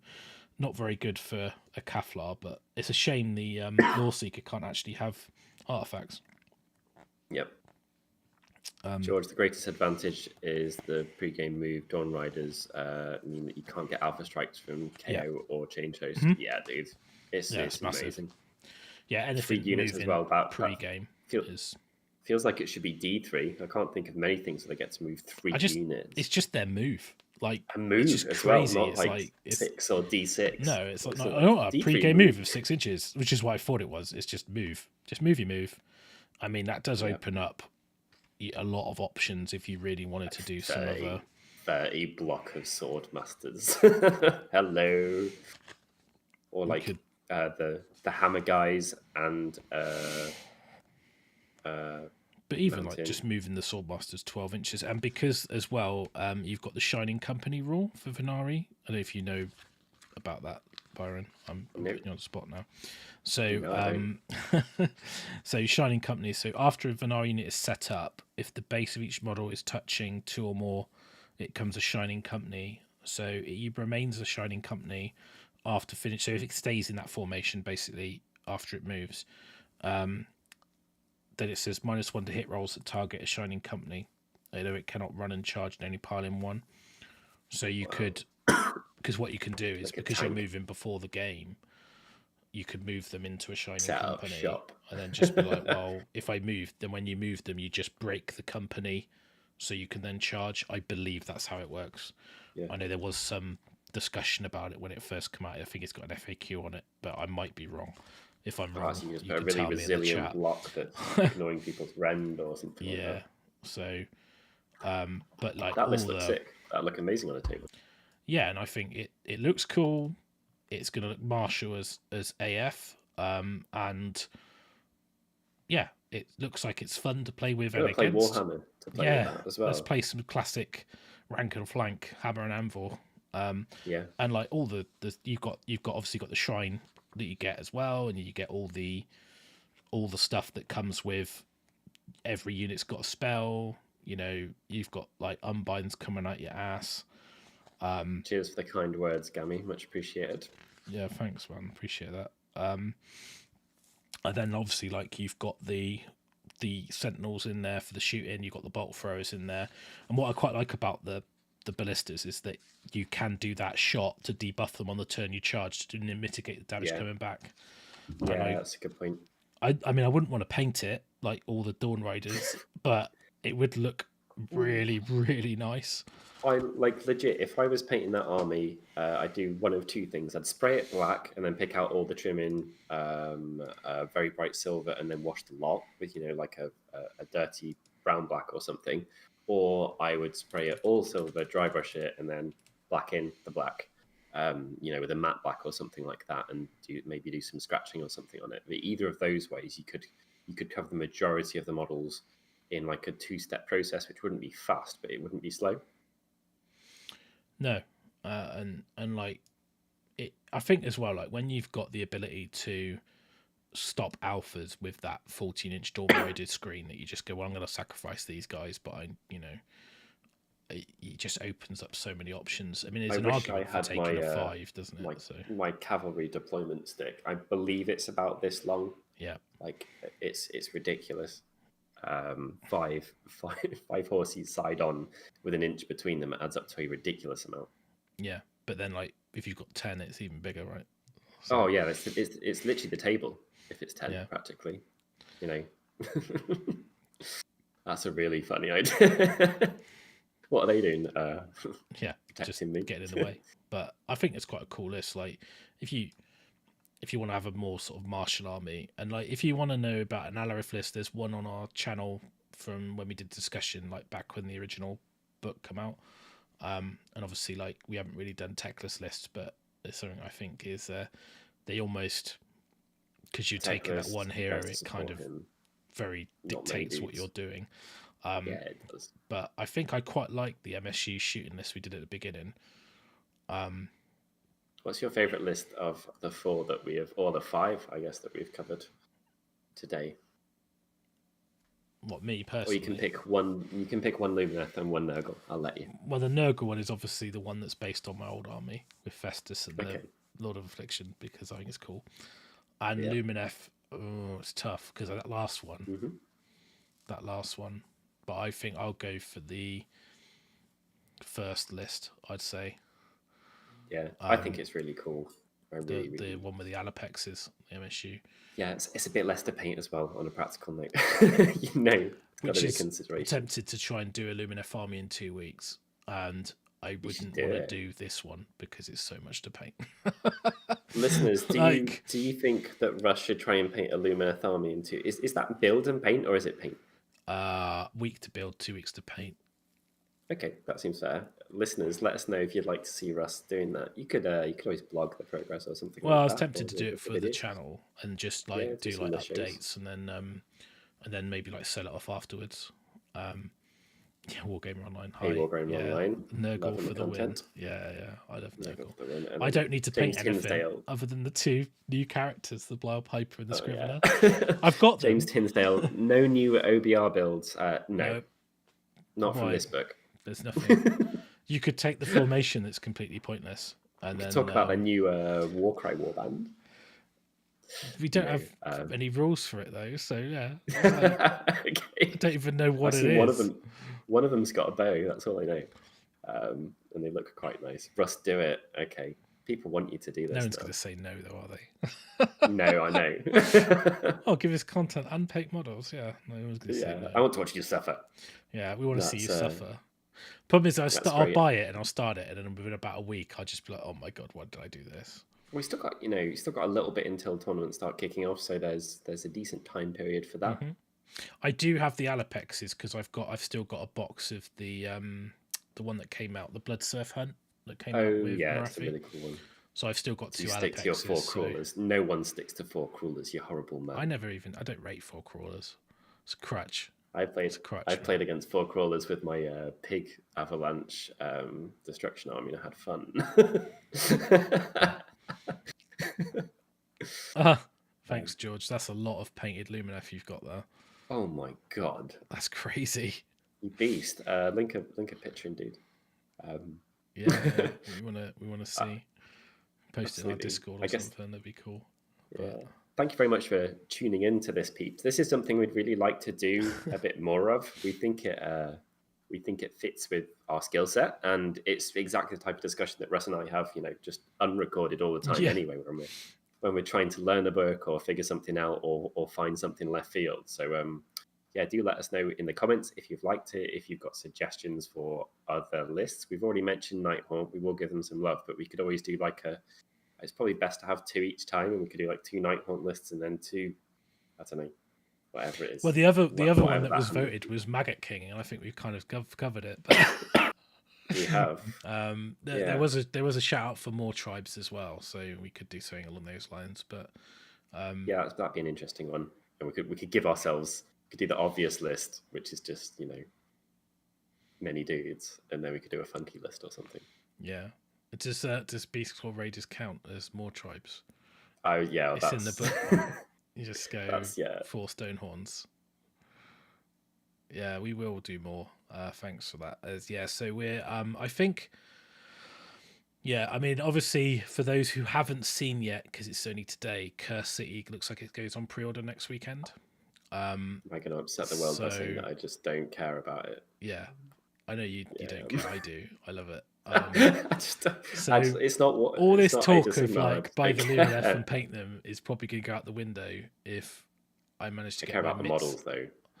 Exactly. If I get my mitts, I care deeply about those models. I still I looked at those new Blood Knights and I was like, I've just got to paint those. The army's just screaming at me. Do you know what I thought looking at them? I thought, what if because they're now going to be. They're not going to cost what they did in Finecast. I don't think.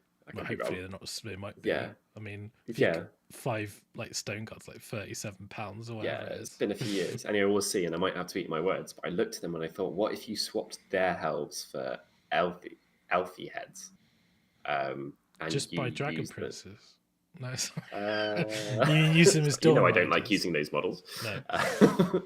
But yeah, what if you wanted to do evil-looking Lumineth? Yeah. I actually thought, and this was a thing that entered my brain, which I thought might be funky, was to do a Cult of Slaanesh Lumineth army.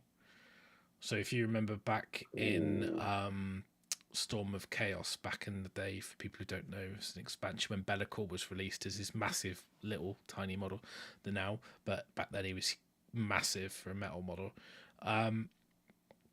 So you had Cult of Slaanesh, which is basically Dark Elf Slaanesh army. So what you could do is use like for the ruse is you could actually use like Exalted Seekers, and then if you put like Elven Riders, that'd be cool. And then you need like the Dark Elf aesthetic, so maybe like Dark Riders from the Dark Rider set, or like the Warlocks. I don't know if I think their legs are attached to the horse. I can't remember, but you could almost use the upper bodies on the lower bodies of the Slaanesh guys because they're kind of like perched on. That's interesting. That'd look pretty awesome. I think the Sword Masters you could just use like, I'm going to use Executioners, I'm going to use Blackguard for my Spearmen, I'm going to use like, just convert up with different head swaps. Definitely everything's got a head swap because you're like, no, I'm not having funky tassel hats on everyone. And I think you could make it very Slaanesh themed, even using like the Hellstrider bits, Myrmidon bits, Twin Soul bits. You could make the whole army look, and it could almost dual purpose. Oh, it could look so good. I think that would look absolutely amazing. Been inspired by really nice. Velatron's Cult of is like Slaanesh mix with Daughters. So dual purpose army. I'm like being cheap now. Like get 2 for the price of 1. I need to see that. I'm trying to find pictures of these. I'm just going to Google New Blood Knights. I'm just trying to remember myself what they look. George, the Sea Patrol was before the game started. You get to shoot their entire army with no range restrictions. It was amazing. Okay, I've reminded myself of those Blood Knights. Yeah, I know. They're easy head swaps. Yeah. They look Lumineth. They've got some Lumineth about them, the Blood Knights. They've got little shells on their tummies. It'd be cool to see that that army, the vampire army you're talking about there. I guess that's Phil. It must be. Wargame Online. Yeah. It's not going to be. It's not going to be Luke, is it? No. He'd just be going, put it in the bin. He's not. It's exactly what I was going to say. He's not yelled at us to put anything in the bin. So, yeah, it's not going to be. Okay, cool. Well, we'll definitely do another one of these live shows. I quite enjoy doing them. Like, hopefully you guys enjoy it too. Give us a like, subscribe, all that algorithm stuff. So we'll. I'll put the list. I guess we should. I'll share the link for people to go to Element and pre-order your Lumineth. I'm probably going to go and buy that first list and challenge myself. I might go buy that in shortly. Use some credit, but I'll put the lists in the description. So what I'll do is I'll type them out so they're actually like properly formatted, and I'll paste them I'll put them in the comments or something like that. Or I might just put them into a PDF and then link them, and then so you can download it if you're interested. And if you're watching this back, you'd better get that. So it's a bit more work for me, but hey ho, it's fine. Absolutely. Thank you for all the input, guys, and I will not be answering questions about Curse City because I shouldn't. Cheers, George. Not in that respect, but yeah, thank you very much for all your involvement, guys. All right, guys. We'll catch you later. Cheers. Cheers, chaps.